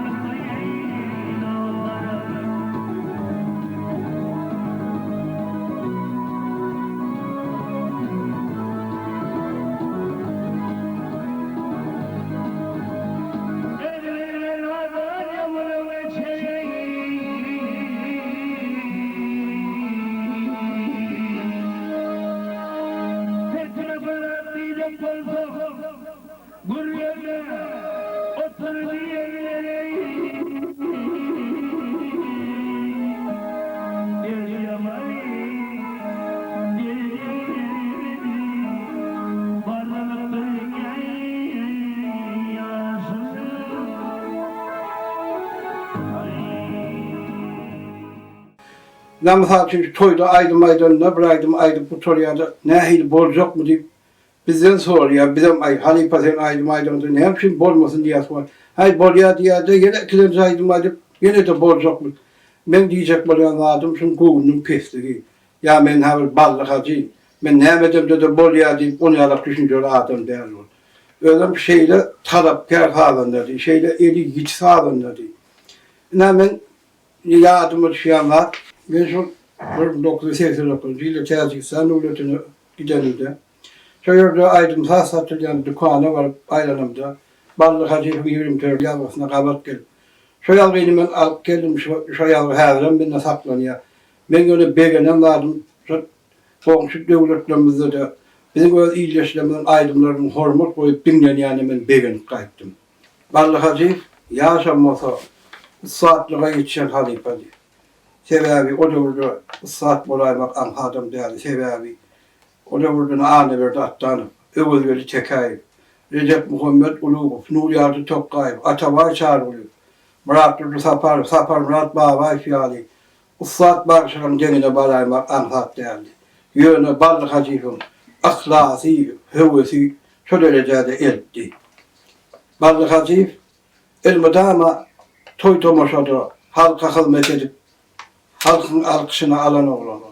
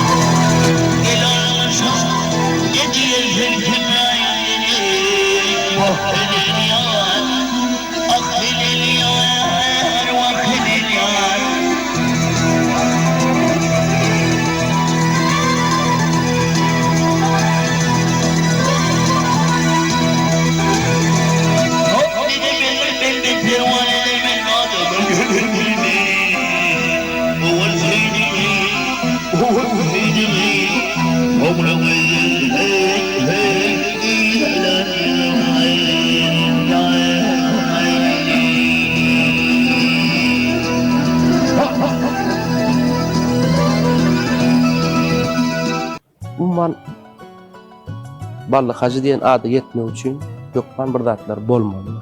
Özünde güç olmalı.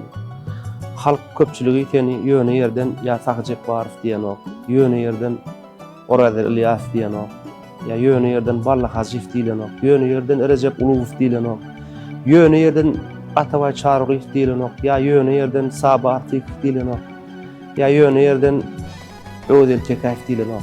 Şoň hakykatdanam ya yöne yerden Nuryat Tokkayf diyen ok. Şoň halk seni kabul eden soň, hakiki bagjy diýip halk senden lezzet alan soň, şu bagjy diýip halk ikrar eden soň şol ada ýetýär. Şoň üçin şol adamlar iýdigli bolupdyr da. Ýöne häzirki döwürde biziň ýaşlymyň arasynda bir zat ýoň bolupdyr da. Misal üçin bir täze döreýän aýdymçylary ýönetilmeýär. Misal üçin Atabay Çağrılıyf halifamyzyň aýdymy aýdyp beren aýdymçylar köp tüweleme. Oňa gaty begen ýa. Ýöne şol bagşylary, halifalary deňeşdirmek häsiýetler. Misal üçin ya planyň ýoly gowy, plan bagşy, plan bagşydan kämil aýdýar, gowy aýdýar. Ýol deňeşdirmeklik asla mümkin ýa. Olar öz bolşuna, herse öz bolşuna şökle satýan ýyldymda. Olaryň ýöne hemmesem döwürde şolar bir-birine de hormat goýar.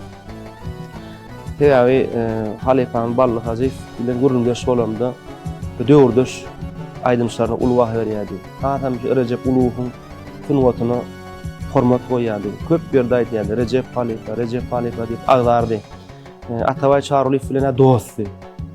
Şeýle fırsatlar boldy da men özüm sonra berdim şu ballyk hacif awtogularyň öňünde otýar, sürüji otýar, ýerine de men otýarym bolen. Biziň owamyza ýetip gelýärdik bolen sonra. Menem ýumruk ýaly bolan owa. Agamyň toýuny alyp gelýän ballyk hacif. Ballyk kaka dedim ki, Atabay Çağrılıyfyň sunwatyna nähili baha berýän dedim ben. Şey dip ýygyny öwrüldi. Öz ýoğun desem da. Atabay diýmek, bally diýmek, Atabay diýmek diýip. hiç ýeli şol özüne bir atykmasy baha bermeklik ýok halipada. Şol döwürdeş aýdymçylaryna, fadanalarına ulu hormat goýýardy. Hiç ýeli bir menmenlik ýokdy. Şol zatlaram birden usta boldy da. Türkmen sunugaty barada söz açylanna biziň ýurdumyzda bir näçe halipalarmy bolup geçdi. Her dem öz ornundan aýdym sahaban şu öz ýoluny goýdy, halkyň ýüregine singdi. Balhaji hem şol halipalaryň biridir. Birem näme şu öz ýaşlygymyzdan şu beýlek halipalary dinleşmeli ýaly Balhajiň hem şeýle söýüp aýdymlaryny dinledik. Bütün halkyň ýüregine öçmejek ýyl goýdy. Balhaji adam kärçilik tarapdan şu beýlek halipalar bilen o halipalaryň özleri bir-birine şeýle ul sarpa goýup bir-birler bilen gatnaşan şu sunugatda bir-biri bilen bäsleşilen bolanda da olar hiç ýyly bir-birine bir gara ýürek bilen näle diňe sunugaty ösdürmek üçin bäsleşip bir-birinden gow aýdymlar çykarjak bolup sunugaty goşunt goşmak üçin işlen ýöne bular şeýle durmuşdy. Özler bir-birler bilen şeýle dostlukly gatnaşyp bir-bir görenlerini gara gadar boluşup duýul şöyle ýeşip bir-birine gaty hormat goýan benim näwet halipam Atabay Sargulym Balhaji farada bir näçe gowy öwül sözler soňga barada bir näçe zatlar aýdypdy. Bizim halkımızın içinde şu Balhaji bilen denguşmak bir şeyden bolýar da ýa maglap üstüne arajak Ahmet Uluýew var, Atabay Sargulym var, şol bilen Balhaji bu gatnaşykda boldy. Ol ullakan sunuwdan adam bolsun, kişi sunuwdan tapaw ýok, hemmesi bilen atygow ara gatnaşykda geçirdi. Öyle halkımızın içinden doğuşu ýynaşak da ýer. Marwara aýtyldyna atly gutaçlamalyň bu ýaly kuwat. Şoň çalan dogdular ştaby bar. Men şonu ýaly kuwatyň çalan şu dogdular ştabyny öwrendim. Ya innen bolsa men şu näde balyny atda atýar. Şu Balhaji we bagşlap men şu dogdular ştaby çalan.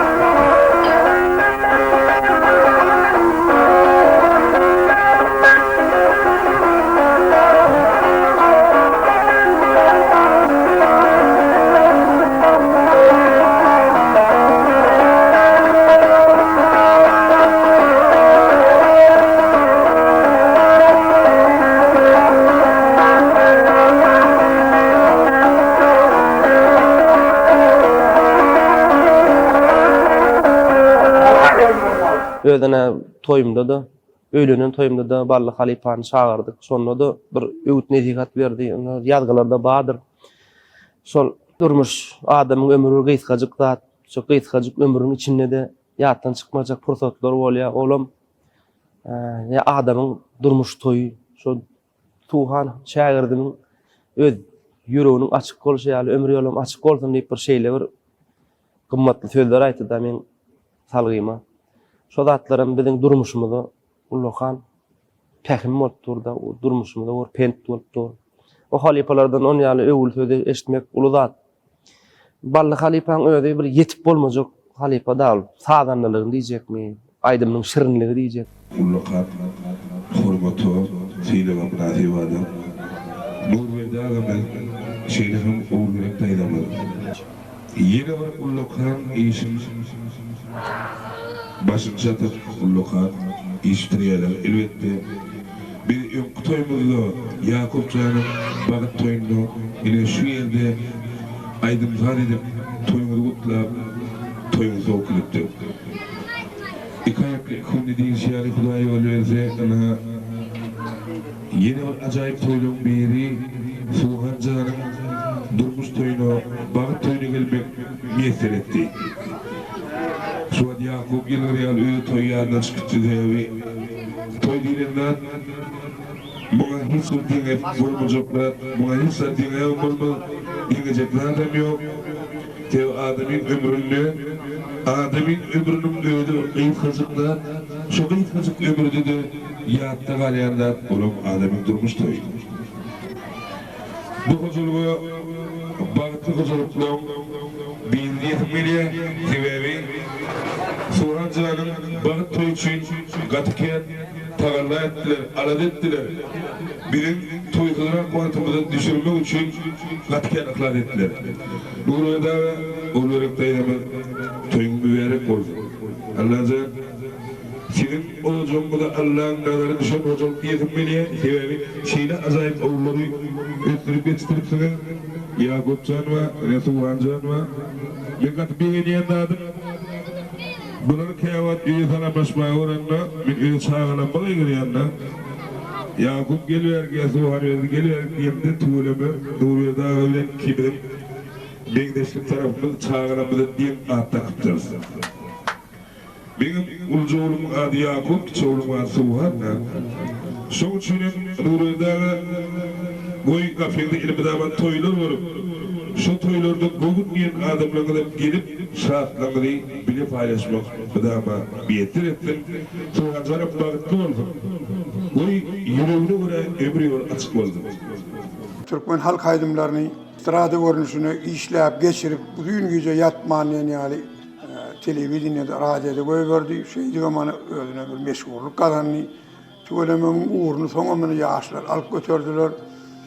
Häzir seretseň bir topar tügeleme şagirtleri bar, Nazuhan Uradverdiýew we Türkmenistan Halk Artisti Berdigelliýew we Begmurad Garaýew we Bayat diýip bar. Şagirtlerinden ýene diýanky Döwlet Gurbanow we owadyşymyz. Ondan bir ahal tarapda Hangelli Attaýew, Balkaldan Melaway diýip bir başoğlan maşlar, uğrunu alıp götürdüler. Yankı Şimali halk aydımları estrada görünüşünü geçirilerinde yankıyın şiiretini zaten yitirmeyen aytmak hani şu ustaatlığı talep ediyor. Sonra tüvelemanı oğlunları neresi de sonra öğran kaytalap geçiriyor. Şagirtlerim tüveleme sonra üstürüp video atıyorlar. Katı bu on yaz, begen yaz. Haydan bolunu tücvar, dali sabini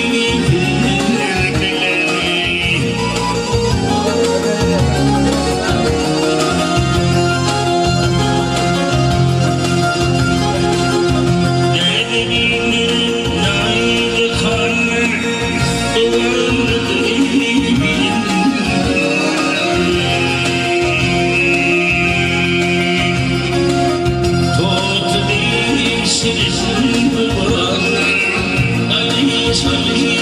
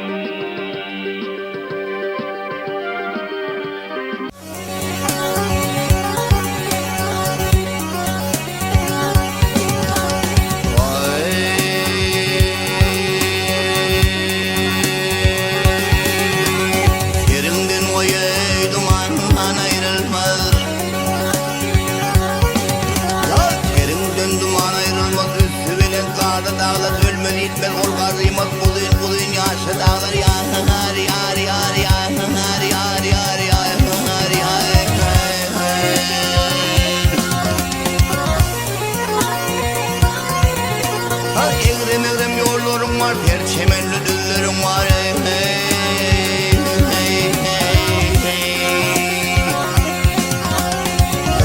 Tek heyumuda iyileri var, gelir atarman kılıçlı dağlar. Aha dağlar, geley dağlar. Olaydığımın islendik yerinde soruları öykünyen aydınçılar var. Yani elbette bir halifalardan gelen sonun sumodunu qovurup sonun öykünmek, sonun edinlik rahmetinin gönlünü hasıllip düşünýär. Türkmenistan halk artisti Suhan Oraderdi devam ediyor. Ballı Hacif'in yolunu. Benim öz şairdimin Ballı Hacif'im şairdi Süleyman Karabaş'ım sağlanayım kompozitör. Hem ahal yolunu hem mari yolunu Ballı Hacif'in salan tezimlerini gören izlerlikle yerine getiriyor. Zatlar aydiyan buysan aydiyan. Hemen yeni de bir yaatlamalar Ballı Hacif bilen evin yaş olup bir işleyen Ballı Hacif bilen el müdama toy tomaşada halka hizmet eden Ballı Hacif'in yazılarını, video şekerlerini halkımıza getiren Anı Muhammed Karadayıf'ı yaatlıları. Sebebi Anı Muhammed Karadayıf Ballı Hacif'e el müdama himayet verir. El müdama Ballı Hacif bilen dolu demek olan oğlan.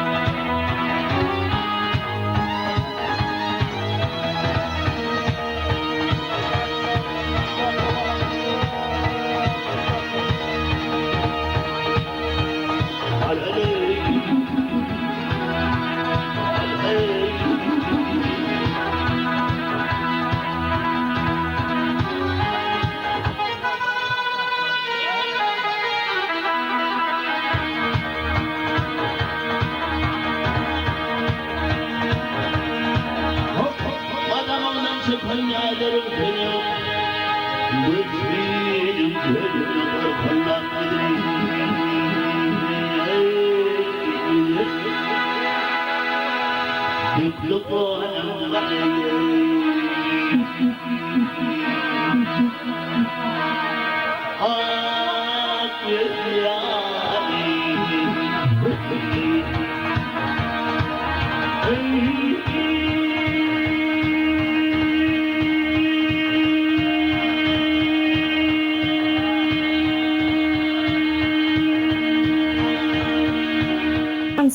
da hatta televizyon yayınlarda bir köpülönüz doğuşyadık soğatlar konsert verilýär yani bir gogo konsertler şu döwürlerde bir hil öňüne çekiciligi bar da ömürüm bir meňle gurlaşana jigindik gurlaşýarda şeýle feýlýärdi uly ile uly ýaly kiçik ýaly bir hiç uly öňüne däl pek-pelip de ýa-da şu häpetlermen şeýle diýsem gowurýanna onu aýdym-aýdanyna da öňüne alyp barşy bir öz bolşly hereketleri var, öz bolşly hisi var.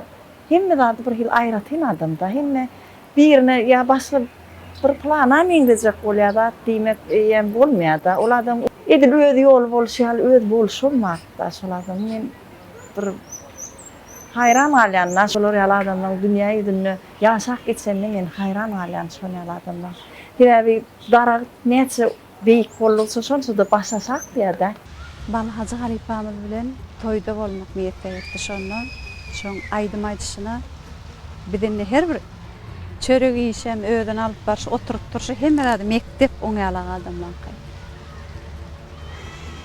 Bira hiç kime at takmaýardy. Ine gaýnatagym pepimizde bar da ay plan hilaýdy. Ya plan hile durşy plan hile. Oňa telewizor görüp oturamasa konsert gidip otyr. Islernik bagşy çykdan şoň şudady kim? Ya da şoň sesi bolanak, şoň ýalat hiç wagt diýmeýärdi şo. Şeýle ägirde adam, ägir sözüniň içine de gatken zat berýärdi. Bir sözi, aýdymda edýän tilsimleri, çalanlar, alýan zatlary häzir içinden biz üçin sır bolup durdy. İlkilkiler akordeon çalıp, diňe akordeonny, Mariolu diýilenne sarykly zatlarym gire ýöne Mariň edil öz Mariň öz aýdyn ýoly bar. Öz amannalar atan çalýan sagary aýdynlary şol ýalaky Mariň öz ýoluny aýdyp akordeonny aýdardy. Soňon aswada tarap gitdi de o taýda ýa Tahjat Barhum orada Alyatyfyň aýdynlaryny aýdyp şonu kämilleşdirip ilkinci akordeon dep gitara şonu goşup ilkinci halk aýdynlaryny halka hödürlän adamdan biriydi. Onam ýöne hödürlemekde usatlyk bilen hödürlemek. Bize ona Halipamyz Balhaçy ağalar bilen oturuşdum hazat edip ne toýmamak bardy aýtym öz oğulum, ulugum öýle şalye öýle aýdýa Balha han ýolny ýördi atakesy oğlu halal işlerini özüne aýtdyk aýdýardym. Inem oğluny geçdi. Her bir zat öz fiýla bilen öz ağrı bilen wagtyna ornuň bermeklik ulakar mertebedir zat. Balhaçy klassikada ol bir klassik şahirlerimiz bolan bilen Mahtumul Yüzeli'li, Mevlana Pestilyan klassik şahirlerimiz ýaly Balhaçan biz üçin klassik bagşy bolup galdy. Klassika diýmek gaýtalanmajak diýmek. Balhaçy diýilende birinji oçur gözüňde gelýän zat, ilkinji nowatda gözüňe gelýän zat özüň çap özüň aýtmak. Balhaçy diýilýän adamyň bir sungat dağının çöl depet hazatlayan. Aydımlarla şeylerinde tilapçan memnunlar. Öyle dutarçı olundan edip halk aydımlar, o temalara düşünüp. Halk hakan sev aydımlar imkaniyonu. Mende bir häsiýet bar. Gapçıda göwnüme girip, cıda mana üptüşük tädir goýan aydym men aýtmasam bolýar. Öyle. Menem belli derejede dinleyici bolup galasym gelýär. Ondan şol aýdym köpürek aýtsam, bir arda kände şol aýdym men ýüregimde nemes hitdi, täsir hitdi. Balhaçy ýeňi repertuaryny men gataş halk aýdym bolsun, söýüp aýdym bolsun. Sebäbi çağalygymdan dinläp, birinji gulagymdan dinläp, jadylanan bagşym da. İnfon zapisine çenni ha ecemlere varsa koyan arkayımda ördüm hem kaseteden vardır. O da oruna kasete dinlen ya. Şoň içinden belli zapislerin haf goýarýar. Yani bir üýtdöşük işlenip üýtdöşük ýerine ýetirilen zapisler var balyk haka. İçinden mega maýdasyn gelýän aýdymdan baden tägem şu balyk hakanın repertuaryna deýilmän ýollar ýaýdan. Men häzir balyk hakan men ýüregimdäki goýan täsirini şondan az bilemok ya başka krastada padavat etmeli dinleyeceğim. O da daha gün pas verip bolanok. Kopyalamak mümkün değil. Yani ne içinden yankayıcının ya bir kişirek köy aydınlarına değil gördükten sürgünüm zemin gördüğüm. Balık haka mektep yıllarını burada o gitarada kânayda o toylarını attım. Belli aydınlarına aydiyadım yani. Bilemem balık hakanın repertuarına varmanım yani korku var. Yalnız ödüm. Aysan aydılar ama tertipleştirip bol şey alacak, adavat etsen halk köpçülüğü dinlese dinler, derdi bir nokta yaydan yanlış balık hakkında yalnız ödüm.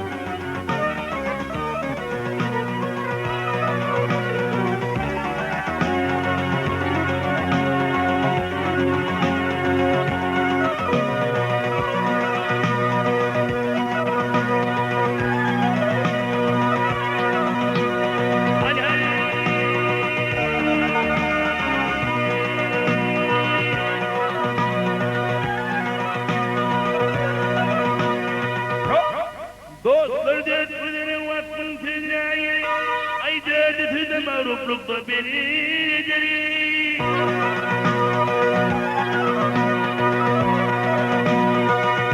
Gaynayetleri beni katipte şey Vakti tüyü var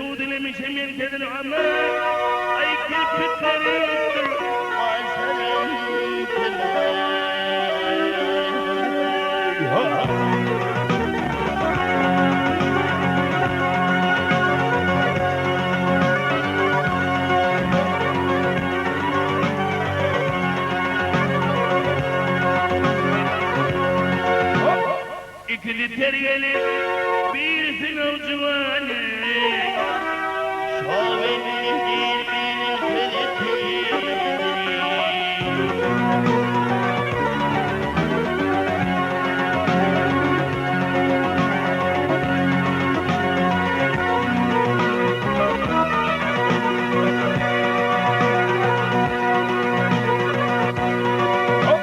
İkili tergeli bir sınav cüvani Ay şavenin değil benim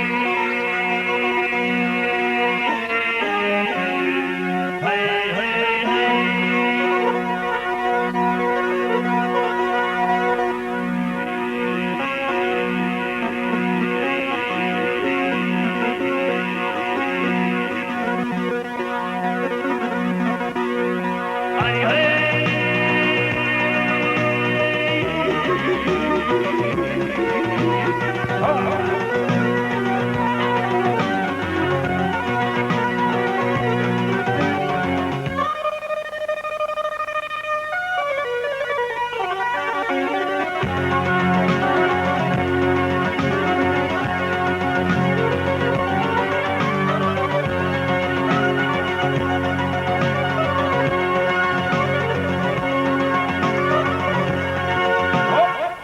İkili tergeli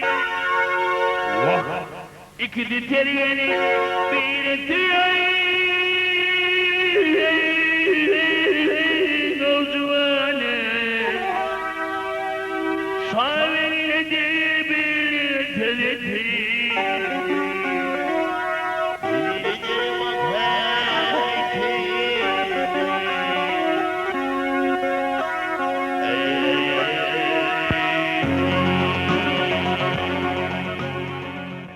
Vallahi Hacif dilinde bir özü yaşlığına karamadan Türkmen halkının bir aydın saatini şeyle o çeperleştirip bizim yaşlamının içinde, yaşlı netleminin içinde şeyle o hormata filaga münasip oldu. Asırlar o aydınları bugün kuyunda yan halifalardan geçip ödenen o vasfın aydınlarını Balla Hacif'in, Naliş'in senin, Tünü Derya, Feryadan, men diyen aydınlarını Balla Hacif öz ustaatla bilen şol anırdan gelen halifaların yoğurunu yoyman, onu kılavuz instrumente geçirip, bugünkü günde şoğa öğüşün verip, şol aydımlar bizim ağımızda, yüreğimizde kaldı. Men Balla Hacif bilen mar topraklarında, Muhodovamızda da toyda, bir kere çörek, tuğ çörek, yemek netiveğinde çekti. Onun ödünün bir şeyle, giyin göğrümlü sebebi biz Balla Hacı dilinde onun anırtında Hacağan'ı görüyoruz sebebi Hacağan adam terçiliği onun bir özün edepli alp barışının ehlisi Balla Hacı'yı cemlettir sebebi sonunda ustadı olmak, aydım aytmak değilen zat şu kılavuz instrumentlere erk etmek değilen zat bu zatlan ikisi cemlerinde de adam terçilik değilen bir zat var şu zatlan hemmeti Hacağan'dan Balla geçeptir. Sağ dinlendi de sağ salonda da hayt bir sağ olaydın sonra bu da çünkü kin olurdun oldun başka zattan on şu etkinliğin önüne kâl edip kinun önüne kâl çarp yerine yetirip bilet de şonu yani böyle gitti lekin vadi şolunu bizim bağış olmak kuvvetimiz var da olam nehil bağış olmalı hem ağalamam doğunar nasırım kakan ecemdam şu Balla Hacif'in aydınlarını goğururlar, şoňa meňde bilsen ana bağış bolarsyň diýen soňlar özüm bilen goğururmuşum. Bir gün hekim bilen, agam hekim bilen Balla Hacif oýnaýdy. Ona bardyk, salamlaşdyk. Balla Halifa mehirli kabul etdi. Şu gün ýalýadymda, indi hekim agam diýjek bolýar. Enim fuhana öwrede aýtan, ýanyňa alsaň ýa-bir gatnaýam ýanyňa bir aydım aydısyny çalışyň ýanyndan görse öwrenesi gelýär diýip şeýle paýş bilen bardyk. Aha. Şonda salamlaşdyk, tanışdyk, adym sorady şeýle gürleşip durduk. Men şo wagtlar 10-njy klasda göterip ýa okuwa girmänim ýene. Takarşa etrawynyň Ähmet Gaýhan birleşmeginde çeper howasçy bolup işleýärdim. Şo taýda da näme o medeniyet öýünde ýamaka sagyrol bar eken.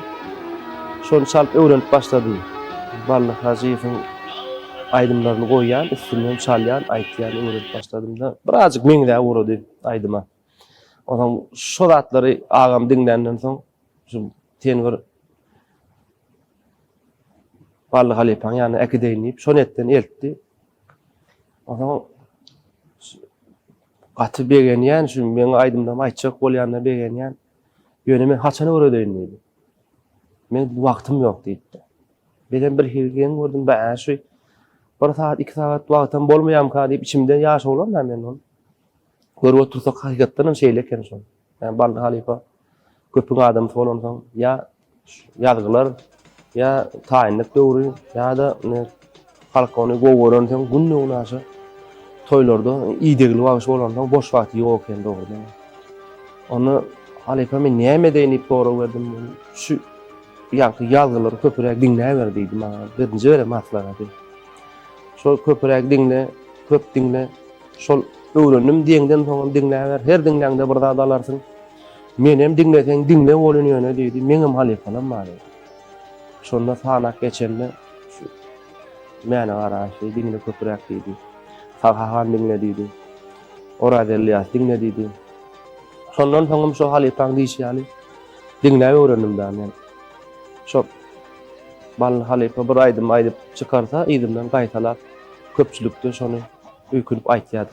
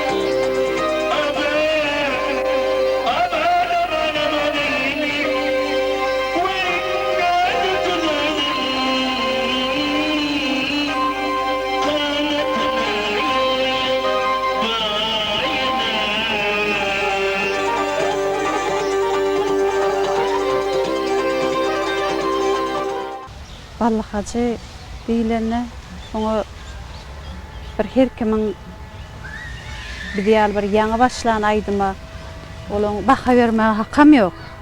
Baha da berilmeýärler. Ýöne ýekeje diýiljek zadymyz şoň bir de goýup giden songodyba. Biz ömrümiz ötýänçe şonu diňläp şondan uniwersitet ýaly tapagaly bilýärdi.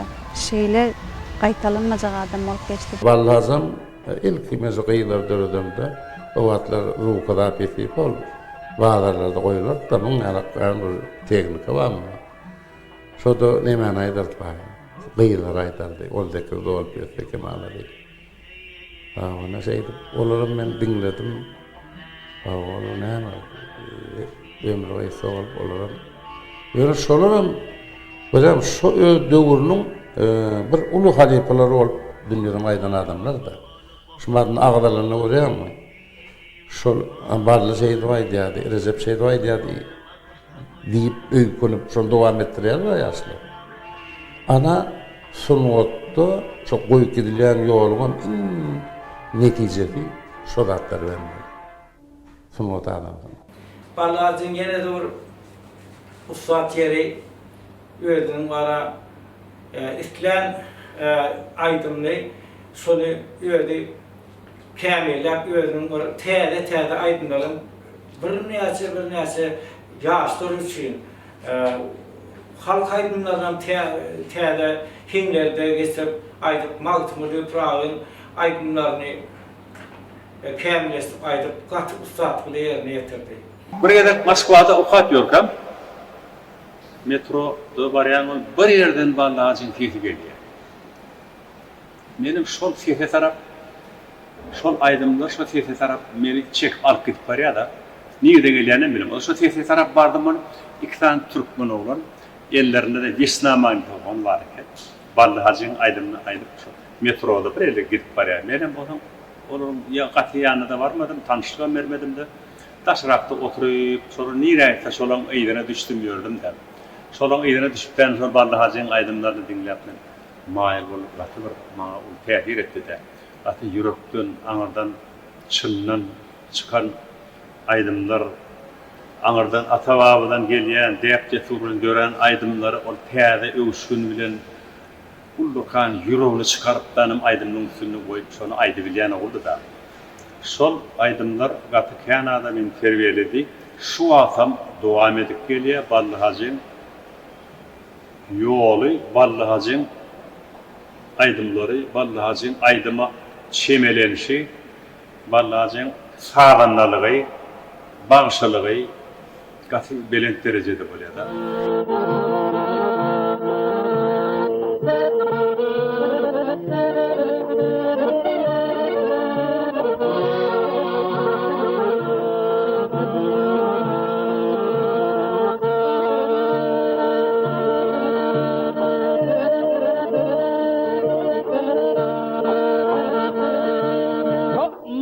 Gecesinin hakbarını Cebrail perişti bilen yerine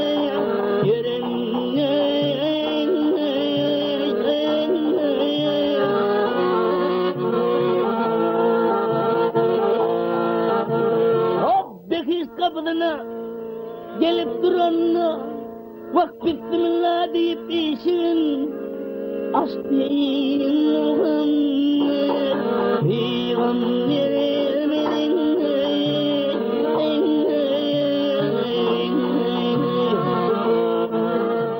aranızda bolanlarken, ayı şu 97-2010 yıllar aralıkta şu iyi işlediğim şu sağlığına bir de kaptanına yürüdük stüdyolarda nemelerinde de vardır. Olayım, umuman açık koyanlardım.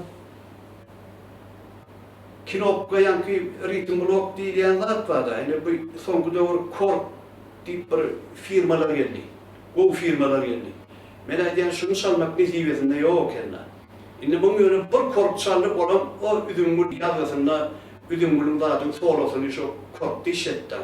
Aşgabatda Jumadik programmady şoň studiýasynda nauşlyk kılatdy.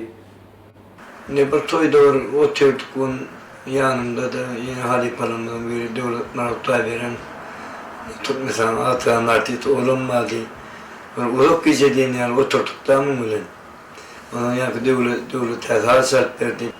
O yenliğin tabi salvatırda devlet. Şunu kellerini alırman dinletti onlar. Ondan bir neçe ondan sonra seyrettik onu iyiyem sol.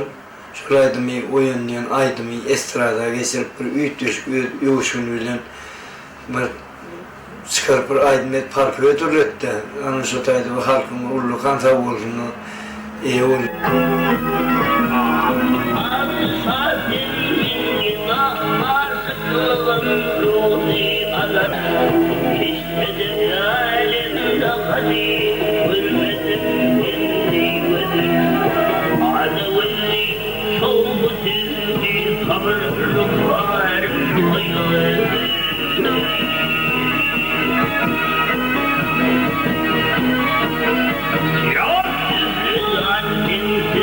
I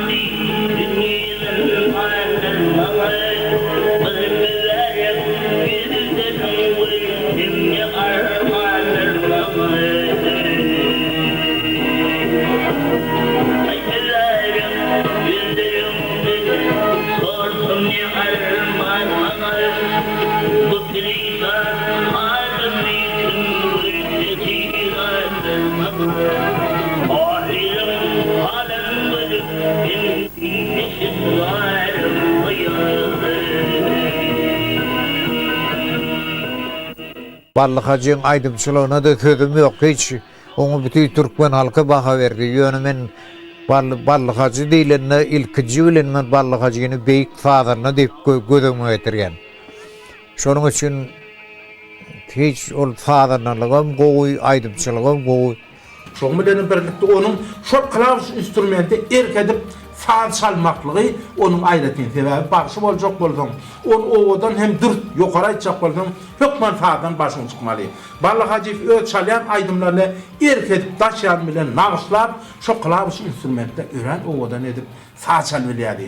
Onun çalýan fazlaryny bugünkü günde aýdymyň dinlemäniň fazyn dinläp bir gece lezzet alan oglarlar bar.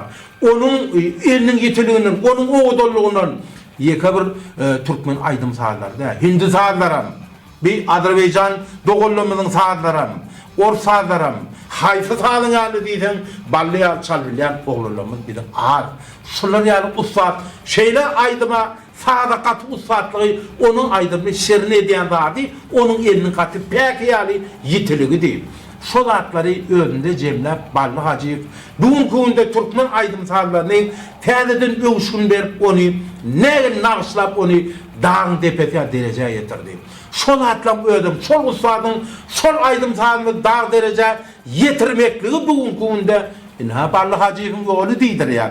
Sebebi onun şu adam terçiligi, eliniň ustadlygy, diliniň süýjüligi Sılatlar ekledi, şol aydym sadyň içinden eriş argaç bolup geçmekligi bugünkü günde biziň görüp Ballyk Hacı bir näçe şagirdleri Türkmen halkynyň içinde şol aydymlar aýdy uğrandan dinleýijilerimiz oho Ballyk Hacı'nın ýolyny aýtjak bolýar diýär. Diýmek bilen şol ýoly adamlaryň aňynda ýüreginde goýup bilen bolsa Ballyk Hacı onda bir ähli hormata fiýlaga münasip ogul. 2000-nji ýylda 40-njy albomy taýinlap ýör. Bir eşitdim de ondan gurun yanına vardım sonra yankı ağam dedim şu albüm teyze yargı taýinlap ýörlikedin on şoň daşyny suratyny çıkaryp şey bir ýerlerle dedim on onu etip bolýan berler dedi. Ay o eder olanlar va dedim. Onun suratyny ver dedim onu. Şu bir giden suratlaryny yankı berdi görkezi benim aýtdym. Ballyk Hacı diýilende diýdim, öňü saz gurarly gözüňe gelýär. Bir suratyny alaýarlyp, onuň şol ana ştaýdak suratdy. Şundan soň aldyk.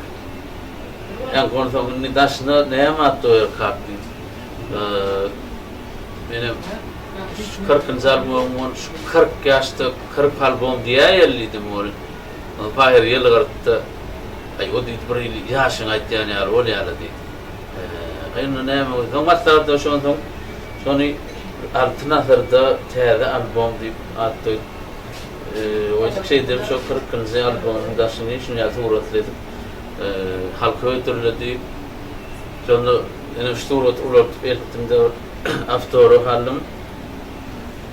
Aýr şoňa da köp boldy da onu aftory berdin haştaýdy. Aydym saz ömrüň ötünçe hemraň bolsun. Ballydan enim atazany sowat. Goly 2000-nji ýylyň 10-njy iýulda. Ine şu aftorofly surat men üçin Ballyk Hacı'dan şu bahadana ýetip bolmajak. Alan sowat. Elbetde Ballyk Hacı öz ömrü ötünçe aydym saz muştoklaryny on aydymlar sazlary hemra boldy. Şu günlerde de şeýle lezzetler hemra bolup ber. İnşallah gelecekde de bolar.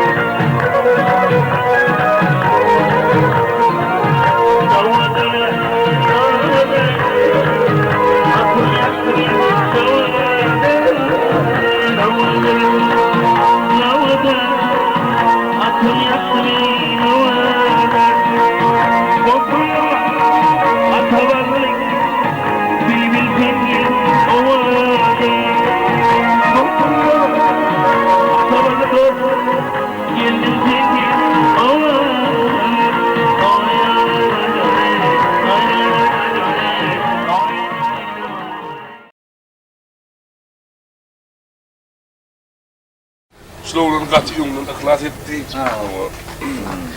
Şu ihlas bilen muna toýa geldik. Nurjan we Nurjan gelýärik. Nur kaga gelip bir üç olup bir Hiç yok değil mi? yok meydinde bir yıl var. Çıkış geçerik. Geçmeyerik git. Devam edelim. Nurjan şu amandan hormaty bilen, şunu tagallat bilen şurada ince bilen toýuna geldik. Toy dilinde adamın ömrünü bir gedek hem ömür ýatdan çykmayan bolýar. Goý men ardy goýan adam şunu ile şu mereke şunu görür, eşitler, dinler. Yönü şunu yıllar geçip başka bir yerden gelen adamlar dinlerine de şeyli tesirli Türkmenlara eline şeyli devlet toylun bolýanlygyny ýatlap şoňa guwonsyn. Yine bir guwonmaly adamy yerine öýlenýän ogun. Tuğrulma. Gelbege zaten barlygy. Begezen toyun kutlu bolsun. Nur bilen mallyň arasyna Toyun kutlu bolsun. Yine bir guwonmaly adamy oğlanlaryna şuň Türkmenlara eline şeyli hemimiz şadyan. Hemimiz keyifli gowy şu toyun gowy boljak onu anladyan hatda. Guwonmaly adamy şu taýda yine bir tuğlan bir amanca. Olam ýa-da Nurjan sizin raýonunuzdan bir de gat begenýär. Nurjanım diğer öz oblastymyzda, öz respublikamyzda daşary ýurtlarda da şeyle gowy söýleýän olan men gat begenýän ballahazy öz agramynyň nähillerini düşünýär hakda durmuyor. Ýöne şeyle de öýdi ýaly Nurjanyň ştaýdan şeýle ödenligini men begenýär. Gat begenýär. Gelin hemmämiz sagaman Avrylja, sagaman toy sowalyň. Begezen toyun kutlu bolsun. İnşallah täze şunlar ortaýa geledi. Şu adamı ýadyna çykmaly toy diýildi. Nikah toy diýilýänler hakykatdan barlada jeňe görme olanlar. Jay goşa boldy gowy. Eýwan goşa boldy oňat. Eýwan goşa boldy oňat. Maşynyň goşa boldy gowy. Ýöne nikah goýmysy goşa bolmaly. Akbal öýüniň ağacı tüýörýärsin bir suud etjek bol nikahny goşalandyrmadan ol bir şahatlyk ol aýlançlyk diýen bedawatlyk. Şoň üçin men şu nikah hakyna ol şaýerler atyrky tartakyny goşaýar bedre tudo ýaprar. Mene şaýer bolmadan ol atyrýardymy? Şaýer bolmadan şorumy goşaýar. Men nikah bir kütüçük goşaýardym. Şoň ýa-diýerlikna ajaýyp demedi. Şehirler hem süýtli özgürlükle bilen naýynçyk turada çykdy. Bilen odamlar garjak edip bir suwa da gaşaýmasa durjaklar daşy. Bir garamyzdan oho 20 ýaş. Ýyllar asyrlar geçenden 30 ýaşdan bari ekeni o diýdirjek. O da ömür sürsin.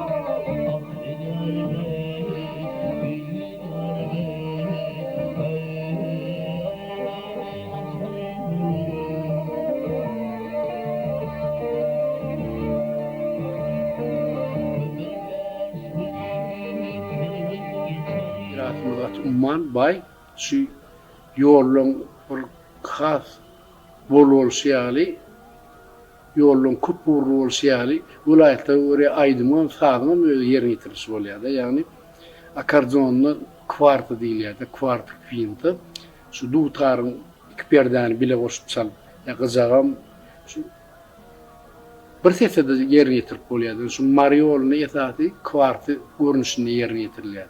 Şu maňa gyzykly täsirli Hanurdy Halipam taýlaryny ýagyn söylediňlerde barlygy şoň ölçü hat baýlaşdyk ýerine ýetirýär. Ne bir sunudy işler bir ýylyň ýakynlaşmak üçin ýokman bir pursat bolmaly. Olam şu pursatdan onu bütün ömrüňe ýardymda galy bir hat bir ýakynlaşdyran, dostlaşdyran pursat. Täze şu dürül çeçemeles bolýar. Akordionny Yankı işmeyeli akıl vilayetinde öz oluşlu yerine getirilýär. Bizim halipalarımızdan, özümüzden bunun Mar vilayetinde yankı işmeyeli kvartı görünüşünü bir çalınan Mariolli bilýärse, İngilizlerim elbette bilýär. Sonra elbette bir yürüyümüzde şu sunodun birinciden bir yürüyümünü duymak, kollamak, sonra düşünmek, şu ilkinci fırsatda başlarında tesirli oluyor. Şu ballık hacı şu halk sağların yerini getirenini men ödümçe, şu ahali yolunu yani öz düşünçesi yerini getiren şey bir sunod tanıştırıp da umman dizi kolyanlarını. Kurban ballık hacı filan men şu arına okurdum, aşağı düşüp köyüne kadar gidip balayakkam şu arına okurdum, aşağı düşüp bir çeşmecinin boyunda oturkam, o da anırdan geldi. El salamlaşayım, onun maşının düşüp şu tabi gümbeler ettik, bu yudumlar ettik. Sonra umdağda sağ koyup ağolü filan toyunla doğuştuk. Onun inti Şamrat ballık hacı bir şeyle kovurup aydınlarını halap şonu yok toyuna çağırdı. Ana şu toyda doğrusu bir gece günü de bile olduk. Halka gelirlerdi. O aydınlara etti. Bizim Türkmen halkımızın şiiri yüklüşüp o vardı. Maaşlarını diyorum. Ballık hacı filan biz estrada aydınları köp işlerdik. İlin arasında tanımalı aydınlar şu adam her dövrde de aydılıp gör. Galiba de şu Türkmen halk aydınlarına hormat koyup şu Türkmen halk aydınlarına bile işlerdik. Bir gelek şu bir konsertten gelemizde şeyle vur begençli halk ollap şeyle aydınlar dinlenip hormatlan soňlar bir begencimizde o bir halk aydın yine dörödörlip biz ballyk hacı bilen Türkmen halk aydymyny Sergey menniň Türkmen halk aydymyny işledik.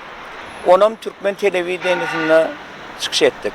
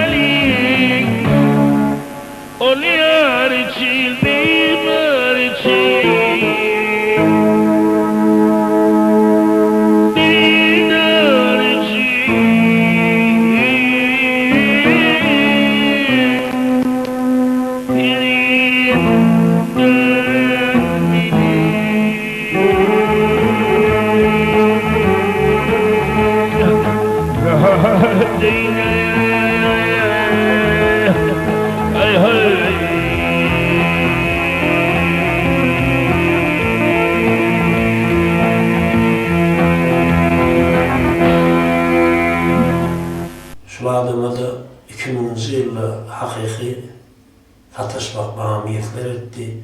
Yani şular yolunda gelip oturup vallahi diyen adamları aydım diyen zadi yüreğiyle aydan adam eken. O liboylarda aydanda diyende yürek bilen vurun vermesine yürek bilen aydım edip aytmadan olar iyi kaldırıp bulmaya. Vallahi hakkı diyen adamlar ol haktan verilen adam eken. Aydara zatken vallahi hakkı var da aysan öymde oturdu geldi çayşırıydı. Bana pata verdi. Tuğlana berekelladı. Yolunu oturup aydım aytıp verdim, daha sarp verdim, beser kovardı. Öyle oturup ağ taraftan ağ pata verdi.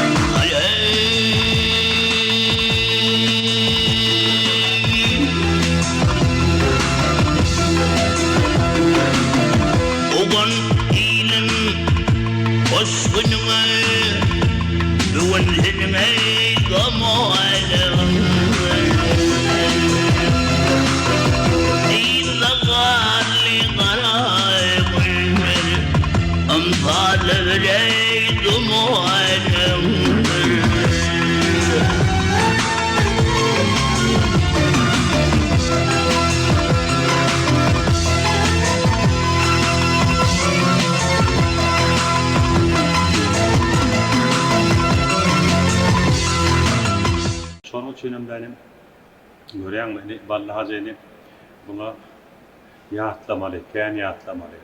Onun aydımlarını cemlemeli, şunu öğretmeli, belli bir yakı okul caylarında olayamı, bağışçılıkta olayamı, şu nuskuğu bağışı hükmünü onu öğrenmeli, hemen okulculara öğretmeli, taliplere öğretmeli. Onsuz da vallahi aydımlarını 7 yaştan 70 yaş içenlik öyle Türkmen kanı olan adam vallahi aydımını yöne oturup dinleyebilmeye o katı tehir oluyor yani. Orada berde görüyorum sunudun gücü da sunudun gücü o katı büyük terbiye veriyor halkına, katı ulu terbiye veriyor, hemimdenim katı ulu lezzet veriyor halkına. Ummaşı Ballı halipe var arada şu zatları gurulmaya mümkünçülük bolly, film etmeye mümkünçülük bolana gaty begeniyas. Şu zatlara ulu gadryny bilmeli. Ballı halipe yatlanma, münasip halipe ulu işler etdi. Kän aydymlary üýtgeşik bir ösün derejesine bile miras goýup gitdi. Ballı halipaň bir gaty üýtgeşik tarapy eşden hal zadyny işi bir Hindi kino filmlerinden olsun, umman täze aydym olsun, halk aydym olsun, birinji eşden adyny şu wada gaýtalap bilýärdi. Käbir adamlar onu öwrenjek bolup, öwren gaýtalap, ondan öwrenýärsen özümde mi şeýlede. Käni ola gaýtalap, ondan kämil derejesine ýetýän şu Ballı halife gün dinleýänlerine ýetýän çalp bilmek. Bul Allah tarapyn, TV tarapyndan şu halifamla berilendir artyk başlyk diýip düşünýän. Şeýle üýtgeşiklik wady. Onu ýaly adamlar seýrek bolýardy. Şu eşdenlerden sady bilen söýdi bilen ýetýän çalp bilmeklik ortalarına absolut pamiyet diýerler. Şeýle ýady güýçlülük. Ana şolum şoň kämillige gelmegine gaty terbiýe beren artykmaçlygy da Ballı halife. Daşyndan adyny eşitip, aýdymyny, owadyny eşitip, näçil gerenden soň bilen gatnaşmak, işleşmekde has täsirli çoňgur. Yani ilmi dilde awra diýilýär-de, insanlara bolan täsiri bar. Şu aýdym geçen yerlerine, toyda tomuda geçen yerine, son kâfirine falan çavatlar çıkıp bilmez adamlar. Hayırlı kâfirler vadi. Bolup geçen vaxtlarda ýatda diýäňizne, bu insanlara aýdan sözleriniň öýde bir bagşçylykda bir teromel ulant görmeli sözler wadiýan gyp. Hakiki bagşy bir-birine ýagdyr diýip Mahmud Işandan sözler aýdan sonra werilende Ustaatlığa yeten vaşı olsa bir yerine yağ değerler, bir yerine gollu olur bir vaydar. Bilmeliler, yaş gösterimler, yaş estrada illallanmanın bilmelileri. Yatlasan yatla oturmalılar, gülkülü yerlerim oldu hava. Buyurun yaş elap aydın dinlen yerlerim oldu. Esası bilmeliler, Türkmen estrada sunutumuzun nusfoğusu barlı haziftir, son bilmeliler. Gerek şimdi avrayın sakla, fakiratını saklamalı gerek. Sizin atık olmalarının sizi barlı haziflen doğsuran esası sizin bir oğudur yiğidimiz var. Esası gerçek yiğitler. Onun nayvası familyasına bilecek yönü Pervanı deyip adlandırıyorlar. Şunu daş oldu da ve Pervanı değil yani yaşlı sevdiğinden geçittirdiği ve eşitlikliği durumda diyorlar. Olasıl onu barlıkacılar başka bilen yok sebebi edil barlıkacın öğün ağından eşten yok sebebi şeyle acayip yeterler ya hürmetli avranlar, hürmetli gıyırlar umuman şu barlıkacın ayda sözden dinleyaktıran adamlar oğlan şoklu acayip yeterleri yazıp bilen oğlan acayip yegidiniz var Bayramcan, Bayram Pervanı umuman sonku dövrlerde barlıkacın çıkarıyan kasiyatalarına ullakan biri vurup duruyor.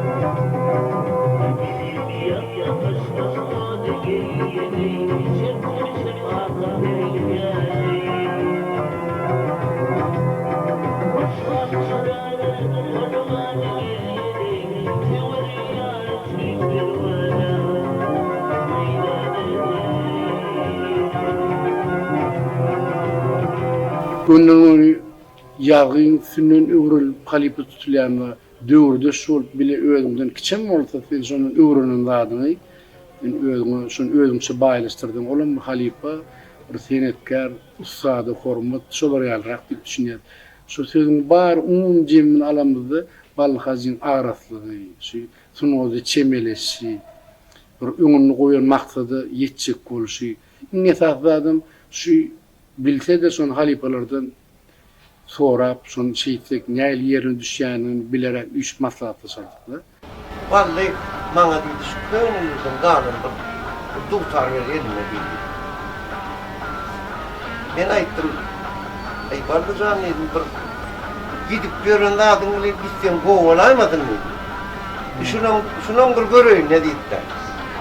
Onun atam bayırdan garında doktor adını ha dedim, buna derede deyip, son yerini alınla el titreye tevavi bu halifalar onu taşın kapla bakbar yanında şunu duymak gerek.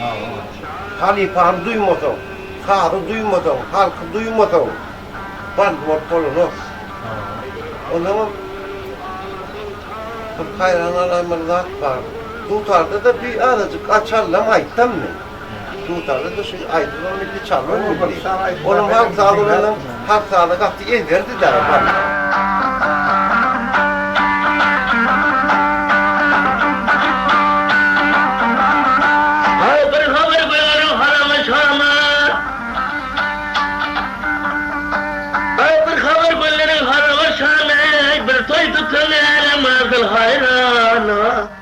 Hayran ey hayran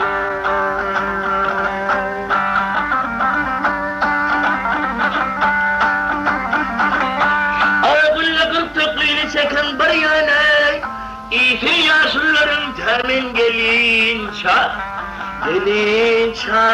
Edenlerden şeyle bir dutardan çalınan sallar akardiyonla ya bir Klausy sadurlary geçirenine hiç kili şiiretini yitirmän gaýta şoňa bir döwre bap, ähen berip bir halk içinde ýörgünli bolup gitmek üçin şeýle bir ýerine düşýär-de çalanlatlary. Şoň üçin hem şu türkmen halaryna şu Klausda da bir ýylyň ak gitmegi da şu döwrüň halanalaryny diňläp öwrenjek bolýarlar şo. Bir taýyň arasynda bir çalp depine geçip ýene döňkü depine geçip gitýär. Ýa-da ol biz şol bir göl çalanlardan öwrenjek bolup gaýtalar. Bally Halipa her toýda, her baran ýerine üýtgeşip çalýar-da. Ol ussat da gidip barýaka, ýasap barýar. Biz şoň bir ýasanladyny, ýasan ýanky goýup giden bir görkeden dadyny gaýtalap öwrenýänçek ol ýene bir zat ýasaýar-da, onu döräp durda. Ol şu arşdan berilýär şo wagt. Tebi şu wagt ýazgylaryny diňleýär, toýlarda çykyş eten ýerlerini, jany ýerde çalşyn diňleýär, son bir ýerine megdan o. Her toýda öz çykyş eden ýerini ol meňdemeýän düýüni başga da edip gaýtýar-da. Tebi ol ussat da, ussada hakyky ussada ussat diýmeli.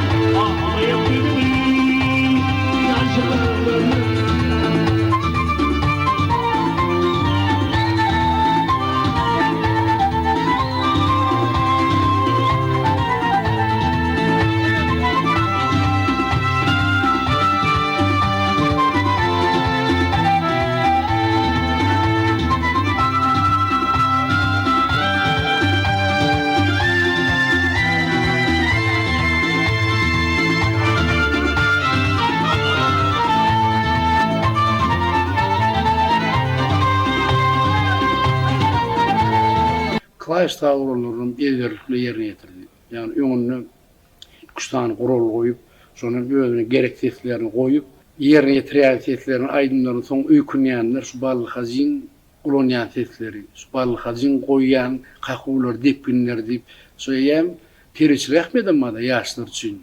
Türkmen aýdymyň bir halk aýdymyny Halipalan goýuny ýol bardy, ýani aýdymyň başyny saat salynýar, onuň ortasyna ýetenne aýdymyň ortasyna çekmelerini soň ýene saat berip aýdymyň soňuny oturany ýerde başlaqda diýen aýtalar şu düzgünü. Sony Bally Hazin soňuny käýdym uzorak bolsa estradada ol ýoýduň bolana Halipalamydan elbetde maslahatlaşýardyk. Uzunrak bolsa arasynda saat berseň ýa arasynda saat aýryp soňuny şu saati aslında sözün ýoýumyzdan ýerine ýetirilen görnüş bolýar. Şonu belli saatlar bolsa ýani Abdus geçen Halipalamydan Recep Muhammed Ulu, Kur'an Murad Davaşyp, Çary Hekim, şu aýdymyň soňuny çalmadym hadip garaşýar. Şu Bally Hazin şolar ellerikle ýerine ýetirýärdi. Şu aýdymyň saatyny aslında sözün ýolumyzdan özüne ýakyn görýän odanca arasyny üçin berýär, şu Ballyň aýdymyň soňuny şu taýyn çalýar, hatam ýerine düşýär diýip özüne maraşýar, dinleýijilere maraşýar. Elbetde usatlygyň alamaty. Usat bolmasaň odatlar aýdyp durkan çalmak ol gaty uly zihni talap edýär, hem zähmet talap edýär.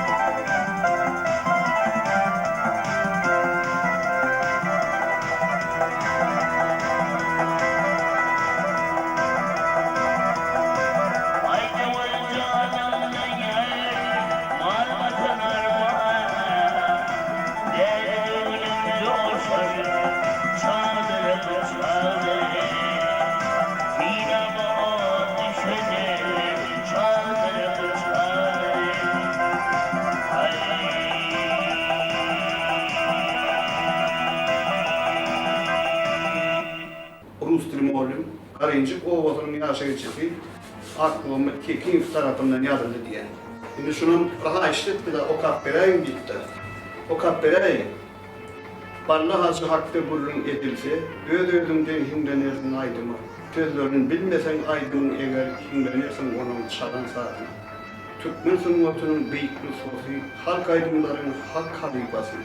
Ballanla suyucu şirin zağların hem eyesi hem de kamil ustası. Şükür ediyen beyik tanrı'a mümdevur. Berdi bize aydın sağdın eğirdin. Halifaların yolunu dovan ettirip, geçiştirdin bunca inçi şeğirdin. Toy tomukta, Tomoşo'da bayramda yanlanırdı mantun ulun sözleri. Moğla nefes kemiğinin mertezin tisanlarını beyan etti kıssası. Kırmızı, aşık men, aynan cemalım, dilber gıydar hem de murgat gülleri. Damarına Türkmen kanı akyanın, yanlansa inlenir olan dilleri. Şarkı pelep göz şarkını aylap dur, aydın sağdın yüreklerde kaynap dur. Bir yerlerde eşidilerse aydımın ballahacı deyip diller gürler dur. Kamil çıkıp usatlığa yeten son, koydum nesillere beyik yadigar, aydım sağdın uzak gider yıllara, asırlardan asırlara yadigar. Yarınlar dinleyip, köprek dinleyip, sonunu uğranım ben. O zaman yıl nemi geçiyor, vakit geçiyor, sonunda bunu öz bilen gavatlaştık. O az halife şehir emettik, o bilmeyen adımı sorurduk. Onu şimdi ya toy atmasın orada Türkmen ara toyu varardı da toylar varardı benim dama yanladık şu. Onun yanına köprek bıraktım yanına getirdim nemi yok masol aydiyan çalyan sağları sana geçiyor da var. Yüründü uğrunla koyalım sol yıl basarının bilen yerine yetirecek olayan şey ondan köprekleri uğradılardı. Vallahi yapar. Eğer ki oğlunlar var, ballingden düşman var, balladan bir küçüğe oğlunlar var, şunlar yine men sonra ne öğrendim diyorlar da. Ballı şeyler, petbel şeyler, yumuşak adam düşüyor. Şeyler adamın bir boğunu tapmanı, niye boğunu tapması, 10 yıl fırmot bilen adamın yüreğine giren adam 10 yıl bol aymalan da. Şeyli petbel şeyli bu adamdı da. Şunun yönü men şehirdi, men sonra ne öğrendim? Ballıya koyduk, Allah'tan almadılar. Ballıkına mal bilen okyanın altına mal bilen var. Hiç gibi ne mal bilen okyanın? Almam olmalı. Onun uyudunlu duruyor. Ol bir Allah'ın birini tokku burada dur. Yani şunu dinleyen diye dava atlayınca verilen yapıyorum geride kendine. Mahir oğlunlar sıyla verdiler akırdan, kızılcak kardiyanla. Raya standart, ula kardiyan şunlar. Şeyler, suyucuma layım sözler vardı. Eğinimden çıkarıp eğinine edilen, ne öldüm bilmeyen arattır. Şeyler dil da. Kakam eğinimden vardı da 70 yaşında kakam ağzına çıktım dedi, o bir saatte verin gurrumlarını. Ona ne yapmışsın?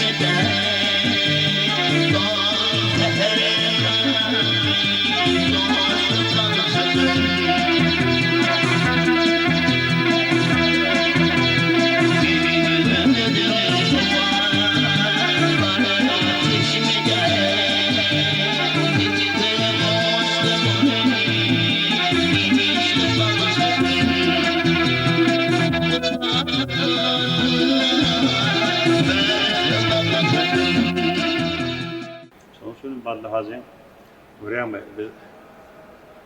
onun iyinin doğamı olsun diye oğlu aydiya oğlamaydık diyor yönü ballı etçeklerden etti ulukan yadigarlık koyup gitti Türkmenlere katı büyük yadigarlık koyup gitti Şurayalaki büyük adet büyük insanlar başka da Türkmenimizde başka da Şurayalı şahsiyetler var.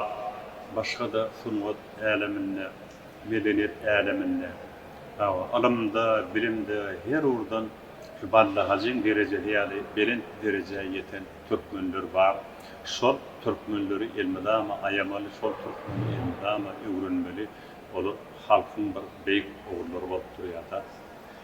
Sonun içinden balla hacin yolunun şu atına nirak bardan, hayt toya bardan balla hacin yolunun aydiyalar. Balla öykülüp aydibilteler. Armağanı yok.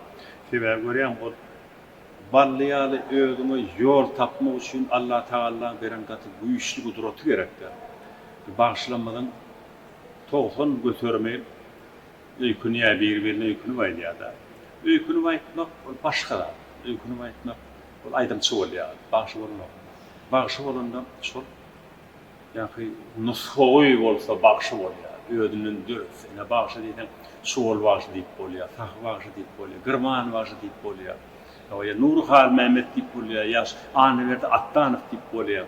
Ödülü tekayet deyip oluyor. Bağışı olanda ödünü bir yol yatayan ödünün bir yolu oluyor. Ha aydımçılar birbirine öykülük ürünleri olur. Bağışı değil mi? Olur aydımçı değil mi? Olurum aydiya o aydımlar kâyan, eşyalar, ürünyalar yönü. Solar yal bir haktan için bağışlanmadan sahne kâyan olsun.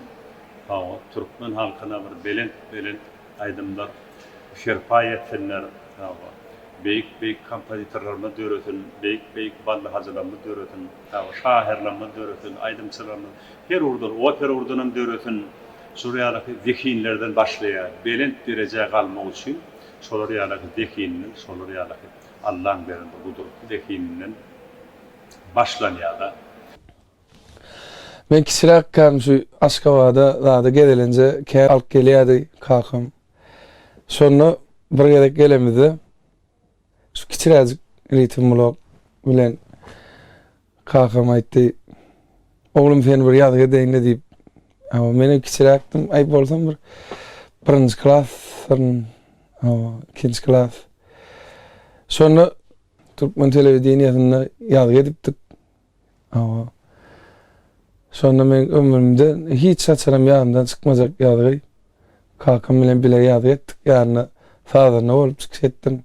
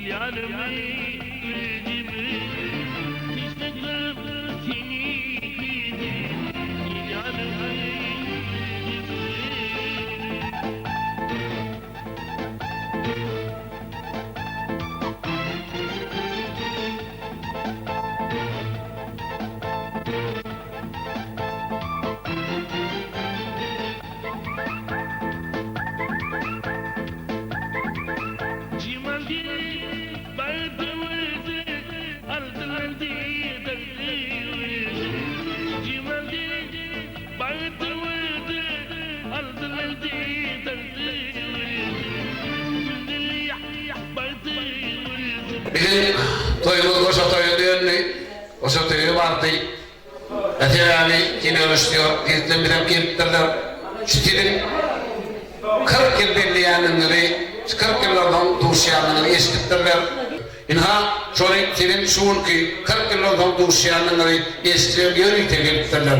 Hedir olur. Bizim Manu vilayetimizde büyük halifamız, Ballı Hacif'in yönüyte durmuşu var, her yer çarpanıp durmuşu var da, Ballı Hacif'in Turgut yolu var da, Ullakhan bir kino çıkardı. Büyük Balşehir'in yanına olanları var, bir sorular var da, Stayla föndüstük, Stayla kutladık deyip geliptirler. Sorularım şu, hormatlı halifam, kinosunu Rosay'da deyip geliptirler. Stayla Büyük Ballı Hacif'in deyip, Yağıtlar, kino çıkarıyan yiğitler, bütün malu şahı cahan dinlerinin büyük hormatlı kıraatlasının Ballı Hacif'i yağıtlar gelinlikler çekilmeyenin ardından, Stayla gelinliklerin ardından, yiğitlerin yaşlanmanın ardından minnettarlyk bitireli. Andaryň çarpaly. Beýik Ballyk Hacı 40 ýyl geli Türkmen halkyna koyup giden beýik kompozitor, beýik bagşy, beýik senariýaçy, beýik aýgyn ýazyjy näme diýdim şol adama geçipdi. El bilen dil ummanyň haydi döwletler arasynda da el bilen dilin şoňal beýik turgady ýok adamlar.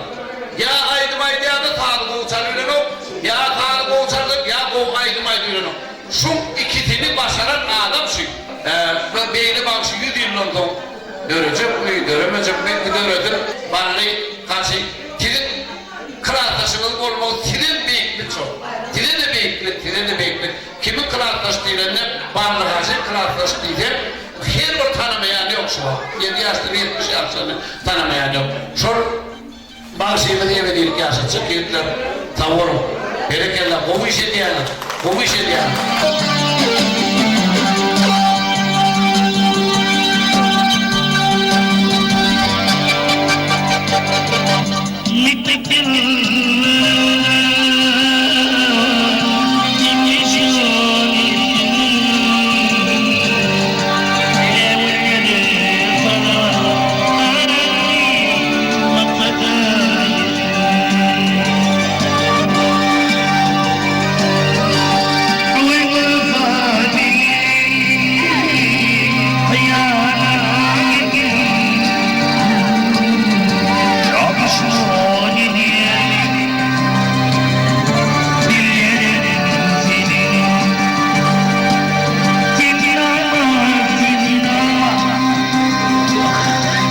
Mekteplerim diyen aydımını.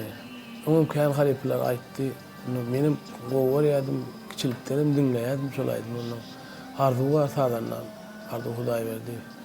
Onu hazır deydi şu mekteplerim ballı halifeler aydan ma deydi mekteplerim. Şu meybilen böyle şöyle diyen ne mi dayalıydı onu. Ön öğret kiçilikten arzu etpiyor aydım da. Onu dinledim o ballı halifeler kaç usfattık kuran aydıp durdu onu. O sadülen aydın birini sindirip bir yerine getirip durdu oğlum. Onu bizim doğrusunu aytsak çekildi ne onu. Neyme doğrusu özümün sonra işle ayarlıyor onu ardı kucağımdan. Şöyle yazdık. Halkam kovuverdi. Aydın'ın öğrenim kovuyor. Mektep yıllarında sen mecnun ettin. Ne günlere salıp ovadaş maksada yettin. Bugün bolsa özgür hayala gittin.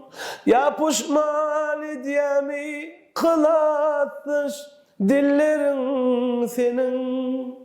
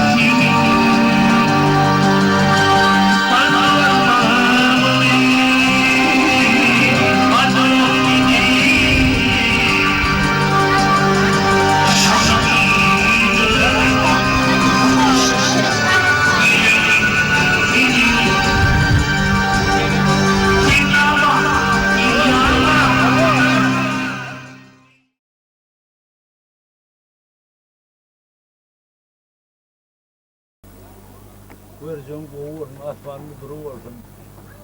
Şu toya tirak geldim. Katı kovuğun. Dama toya duruşlar. İşte üstünlük, ad avray, hem rağıl var. Hep ballı sana hep ballı. Oğlum. Oğlum kalamet. Hadi Yolunda barış oldu mu? Barış oldu. Asbar mıdır oğlum göreceğimi kovuyorsun. Barlığın patahını al. Allah sen ne hemen? Ünketumlu şunlar oğlum. Yürüme oraya.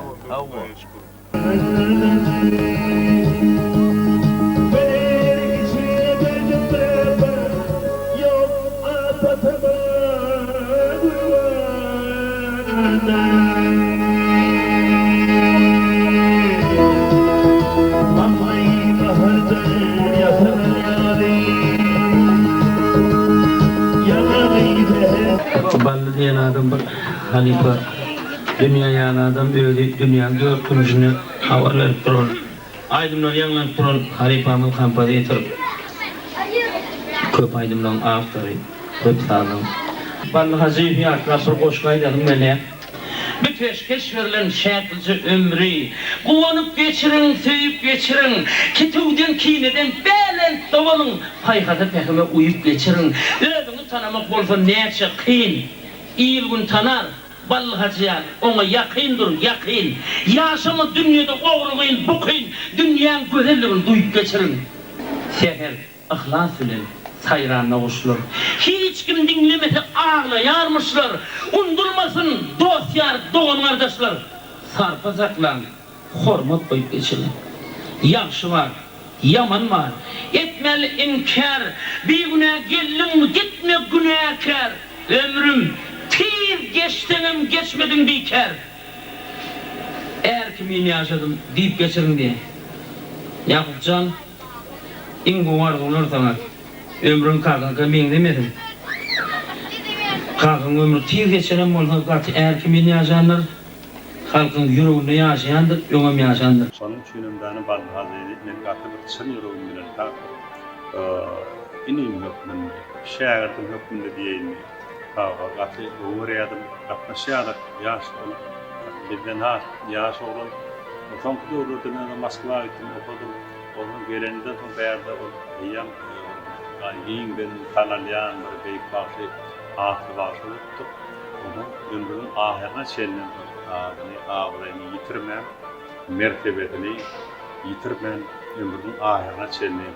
Aydımlar aydıktan hem edil verdi, hem toyları beledi, öylörü beledi, hem yerde aydımlar aydırdı, saat salardı. O Türkmen halkının halk sağlarını katı öktörük bilen sanardı. O zaman beyleki milletlerin sağdan sarardı. Beyleki milletlerin sağdan ne emeksen salya. Yöne onun ballen en gammat yeri o halk aydımları, beyikleri halk aydınlığı beylikleri adamlara gönderiyor, tesir edebiliyor. Güçlü tesir edebiliyor. Mene katı bir geliyen sulatlara. Katı koğu, özümüz için katı koğu il oldu da. Bilen belki Allah'tan, bizim bütün Türkmen ilimi de Allah artkallı devletli her bir ocakta şu belli bir kıyınçılık bulun yağdaylarda da Allah her kime tevfik verip her kime medet verip şu ehli Türkmen ilini hava dine goğluğa dine yağışlıklar edip bile şu elimizden nedenleri ama şu halkımıza hırmat ederse inşallah hemen bazı oturmalılar. Yönünü gereklerini vaat vermeli. Kendi bir yerini vaat vermeli mi? Yok yönünü gereklerini vaatmalı. Onu tanıyor. Hava öyle bana bir tutar el tüzük lazım vermeliler. De. Kim masaya koyuyor? Kim?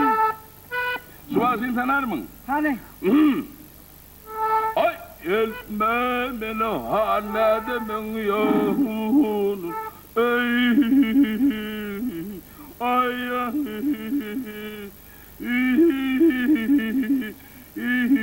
yoluna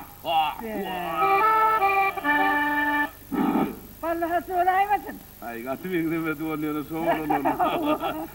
Ay vay vallahi. Bereketlerini bırak mengde diyen son öyle mi? Ya da adam guğran mengledi mi? Guğran mengde men bunu. Gel ona vallahi ödün dinleyelim ya. Dinleyelim. Mehmet Hüseyin Serdar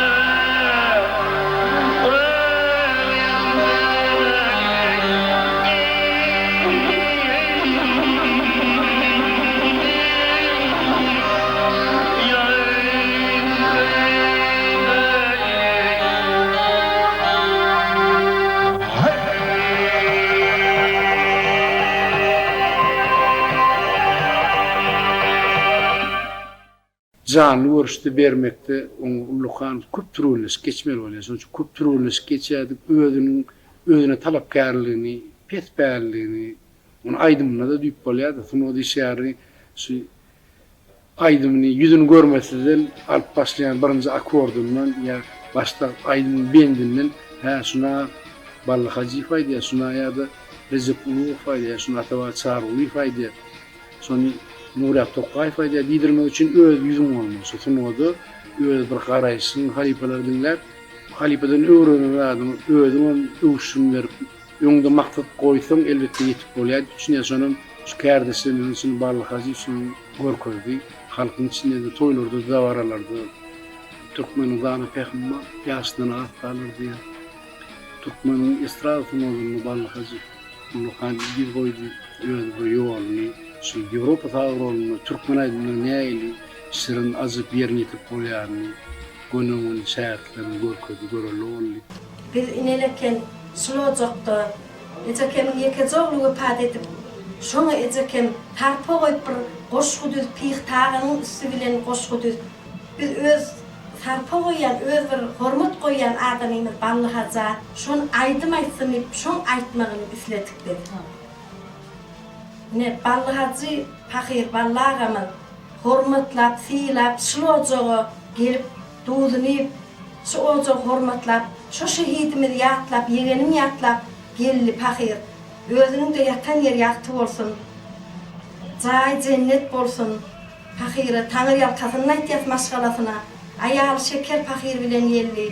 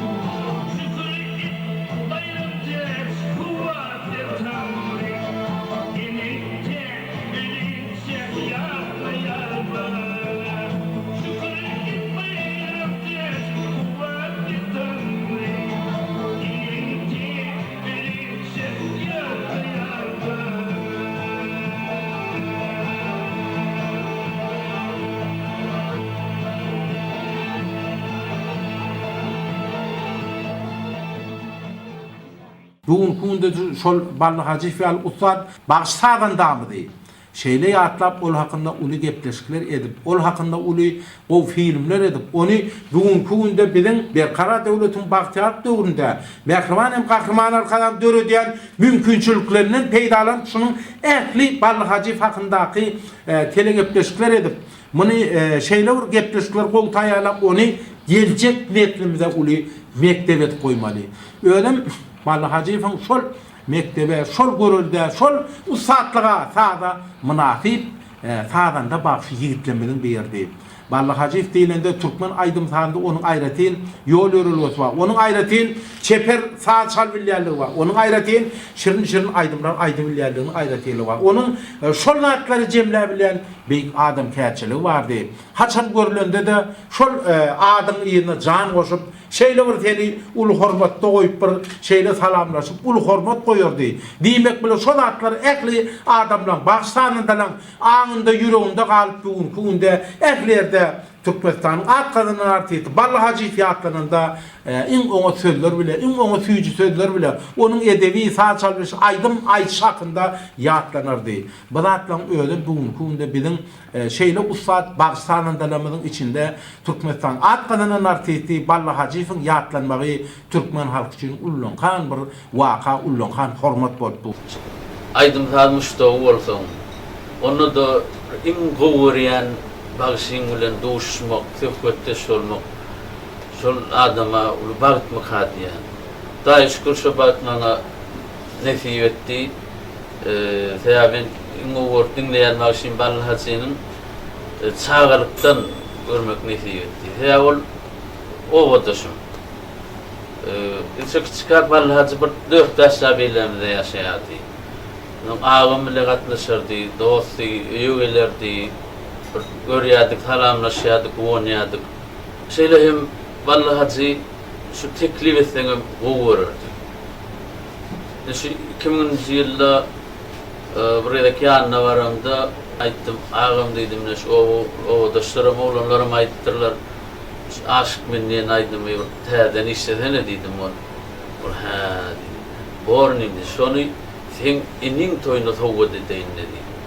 Ne şey diyorum, şol aydım 2000 yılın Ağustos'ta öz yanlışmasam ilkinci gerek öz ovasının aytti.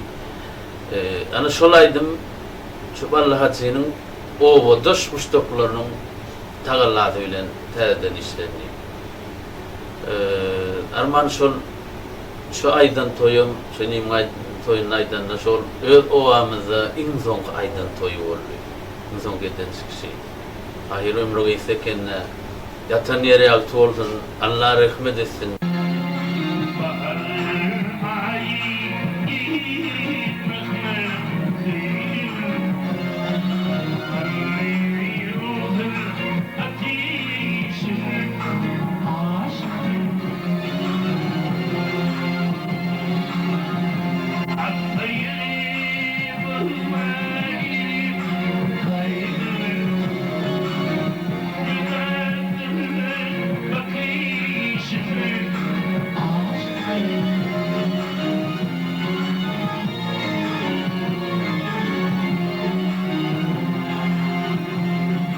Çünkü yadımda şu halipan bir de öğretisi yani aydım sağda çemeleşi bir de orada koyun maslahatları şu sağır olundan başına geçen şeyle doğumlu topluyordu doğumlu yapışıp şu aydımdan in yok gara der olup içine girip yani aydımın içine yaşap aydısı var da orada son bar durku bilen on bilen aydıma berilip sağdan yani aydısından yukarı dereceye getirip aytmagy bizi şu derejeye yetmegmede ulaqan mektep bolup hyzmat edip durdy. Häzirem näme öwrenjegim bolsak şu nebe bize näme Pahir Halipamynyň öýde ýok ýöne şeýle uly ýazgylary galdy. Toýlada çykşeden ýazgylary bar. Mawy Kran aýdan ýazgylary bar. Silapçanyň arhivindäki ýazgylary bar. Şondan öwrenip, şondan diňläp wagtymyz ýetdiginden henidem diňläp öwrenip ýörs. Näme 41 ýaşynda Halipamyz aramyzdan alyrdyk. Näme Tewat tarapyndan, Allah tarapyndan bir berilen ömrü bolýar. Ýöne ýaşan ömrüni şeýle manyly ýaşady. Şeýle ýyl goýup gitdi. Bir de peşkeş goýdy köp aýdymda. Türkmen sunugy üçin, Türkmen estrada sunugy üçin gaty uly bakasyna ýetip bolmajak uly işler edip gitdi. Şo döwrüň ýaşlaryna ýaraýjak aýdymlary işläp kakymyň soňky aýdymlary, hadam soňky ýazgylary, şonda bir ýaşan gowuny ýaraýjak aýdymlary işlerini ýa-ni ejem dagam Vallahi bilaýdymdan bir hadam bir sana bir sen halk aýdym aýdyp bören adam ýa-ni ýalan jemalip bir kakym söýüp aýdymlary bardy. Şolar işlerini şonu aýdyp da aýny bu ýalan aýdymlar men oğlum işläp berjek. Ama şey diýerdi. Nesiyasi ýoken, ama meni bir de şeýle uly baýlyklary goýup gitdi. şeyle aydımları yazga bizim halkımıza, o halkımızın anına o singer aydımları yazıp gitti. Ne gelecekte de bizim şu kakamın aydımlarını nesip olsa halkımıza yetirir. Yine bir aytjaklarym Mawtumly atamyň bir sözi var, iksetiri. O her goşgatyna da edebi içine alýar ýöne. Her kişinin ne möçber bolsa oklaty, şol möçber açykdyr hakyn bergaqy diýär. İslenlik zady ahlasyna göre Allah Taala jogap berýär ekenler. Şol adamyň ahlasy onu söz bile düşündirer ýalylar. Her setrine girenne bir hili öz jany teni bilen içine girip şonu sadynyň aydymyň içine girip onsoň aydymça ýetirýärdi. Bizim bir diýibiljek adamlar yatan ýeri ýagty bolsun. Allah jan aydymnakylara saglyk bersin. Şoň sunňady entek öwrenilmeli sunňat entek beýin ýerine ýetibilmejek derejedäki şol beýiklikdäki zatlar edip gitdi-de şoň bir ýarjyna düşünsegem bizim sehelçe jogmasa şoň ýoldan çat sehelçe ýerdigimiz bolýar. Köp adama şu dünýeden ötenden soň at berilýär. Ana berde attan fada dünýeden ötenden soň at berilýär. Bu Kalmanyýa fada dünýeden ötenden soň at berilýär. Gaty köp adama dünýeden ötenden soň berilýär. Banda hajada dünýeden ötenden soň at berilýär. Elbetde biz begenlik uwanlyk banda haja bir mertebeli oglan. Oňa näme at takdan onuň ady ballyny hatam danym begerdiýär. Tawa bel ballyn onuň danym şol vehili daşy ýarp çykan vehili dünýede ýene-de kän ýyllara aşar köp türkmen milletini köp nesilleri terbiýeler olaydym. Aňyrdan ata-babadan gelýän däp destur bilen dören aydymlary aýdýatda. Şonuň halk aydymlary gaty her bir adama derman bolup durýatda. Şonuň üçin danym at berileni gaty begenlik boldy. Haza at berileni gaty begenlik uwanlyk. Tawa näme? Yatan ýeri ýagty bolsun. Dogamat bolsun. Tawa. Halkymyza boldy hazyň aydymlary elmidama täsir ettin, elmidama şonu diňlentin. Asırlardan asıra ağaçtın. Biri avat olsun, oğlu gaydi avat olsun, canlar ta olsun, ballahasının yatan yeri yatı olsun. Aramda intek gerek halifa diyor. Allah islahtır, iralıktır, kısmet şeyledir yani. İngulu arzularının bir yerde ballah halifanı görmek, bile nesip etme diyor. Ballah cifle görüşülmedim. Bir şeyde kuluğumda kanserde gelip düşmanlığı taşıraktım. Dinleyici bununla o kişiler aktiften. Yer soğuk barda bir salamı çay diyenler çekinceylik olan hocalardır, köp zaten alıp kalıptır da şey Allah Hazır bilen sataşmak, Halifa'nın elini ısık görmek nesip etmedi.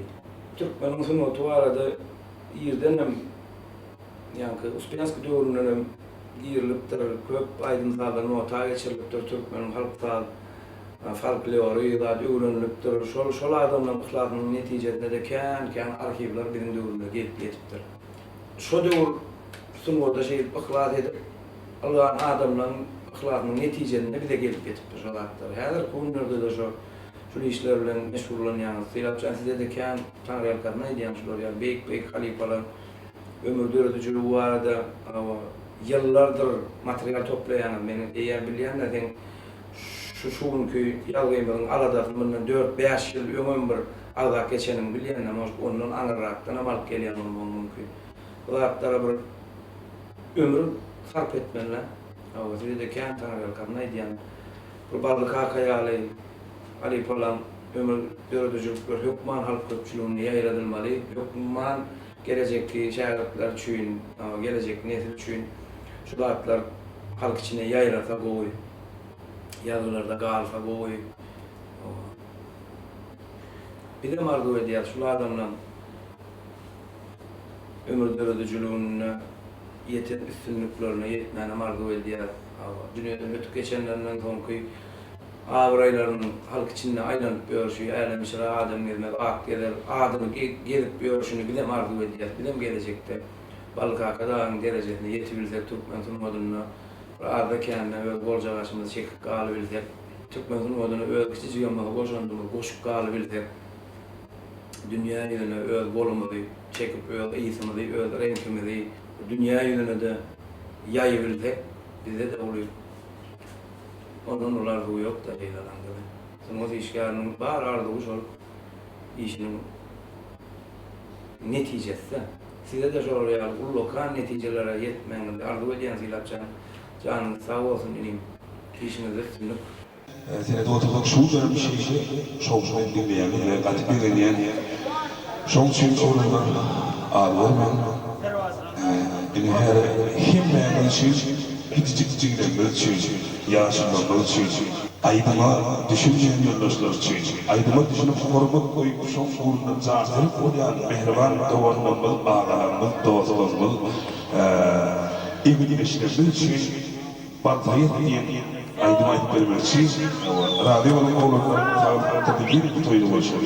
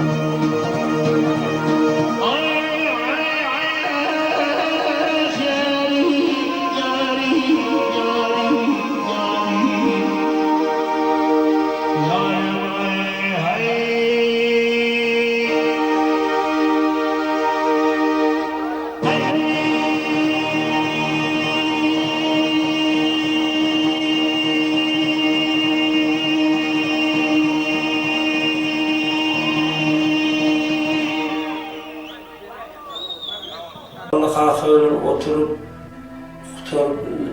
töweretip taş yollar kiçik bir tokak şonda gerşime elini atıp mağa şeyler sözdeydi da şairçiğim dedi Ballı Hazif dünyadan kayıttı deyip eşten dedi ağlamağın neydi öyle şu üyümde durum S4 akardiyon var dedi şonu dedi keç belek deyip Türkmen'in onu büyük sağı vardır dedi bir kompozitörün Nur Halmamet'in fark dörden fark. Şonuydu keşbeli tarihini salar mı dedi. Bana söz ver dedi. Beni bir tüzgah bir okşurağım gördüm. Sen dedi bana doğruma cevap ver dedi. Ben de salar mı yaşım dedim. Onu dedim. Biter ağır taştır bizden duatlı diyeyim de. Vallahi hazin dünyadan kaydını dedi. Adam insan duymaz dedi. Bilmez dedi. Vallahi dünyadan giden ne dedi? Tarikat ağlar yönesi ağlama dedi. Şöyle yalaklatlar ayıttı. Şeydip durup yoğurfalık kayıttılar gittiler. Son vakit geldi haber istildi. Yığılım da olsaysa tamam doğru. Kıynandım. Hiç kesbele kaldı saldım oturdum. Güzel oturup saldım öyle. Sağımda benim radyo olsun yeterli yaptı olsun diye.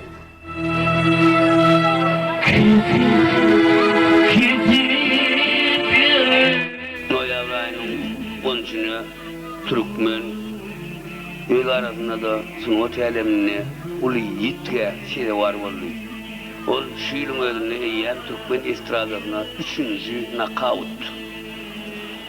Nur yağdı Tokko, Bayram, Tağan. Yankı diyen şiiflanda olsa ayın 10. noyavrda Türkmen estradası krizise vattı. 3 yıllık aydın kompozitör Türkmen estradasının oturuna ömürlük özüne yol koyup giden, izinden geleyenlere yol arçak giden beygimizi Ballı Hacı'yı yitirdik. O bizden taşlaştı. Bakıda mekan tuttu. Ballı Hacı'nın 3 günü Ağla Türkmen, yine toprak beyiklere, garm kanatlı, ölüler hem değirler, payamadan buketler çemenli, Ballı Hacı'ya bağışlap yazı vurdum. Onun bugün söküdaşlar. Yatlar, neresinden yatan yeri yatı oldum. Onun dinleyicilerine de, çağalarına da Allah kuvvet versin, can kıyırlarına, balyeşiklerine. Kanderden şu 5 şimdi meşhur aydın şeyimiz, Karol tuğla aydın şeyimiz, Ballı'yı kaza bağışlanıyor. Toydu aydınların, faalların, sıktaş edip gözlediler, taptılar. Belleyen belliklerini diyen sözlerin kitap ettiler, halat yaptılar. Güller, gülleyenleri yağda sarsınlar. Ruhu koydukları oda sarsınlar. Kimler değil kedi yüleğimin yapıyor. Güller, bakılığı yağda sarsınlar. Durmuş mu? Bir gün kama bassanız, zahmet görmeyen madarıma yeseniz, gamlanan gönlünüz kalkınır hükman, şu güllerin ballağından tutsanız. Ruhu koyduklar, kunçalardan yolmamışız. Gülü harlanın cezasını Tanrı veriyenler. Goran, gülleri, gülü oransız, gül uğransan su işleyen ne eller? Uğratman gülleri, uğratman gülleri, gülü oransız, gülü oransız. Yani ömür kıysa oldudan yürüsem. Entekler köp toylar bilecekti, aydım aytacaktı. Matım ol diyer, södüle bilsen yağış et ödülü. Halk yamanın beydardır. Matım olun odan aydanladı. Beyleki şairlerin aydımların aydanladı. Katı düşündürüp bilen, özüm sağ bilen beli kopyan başıdır.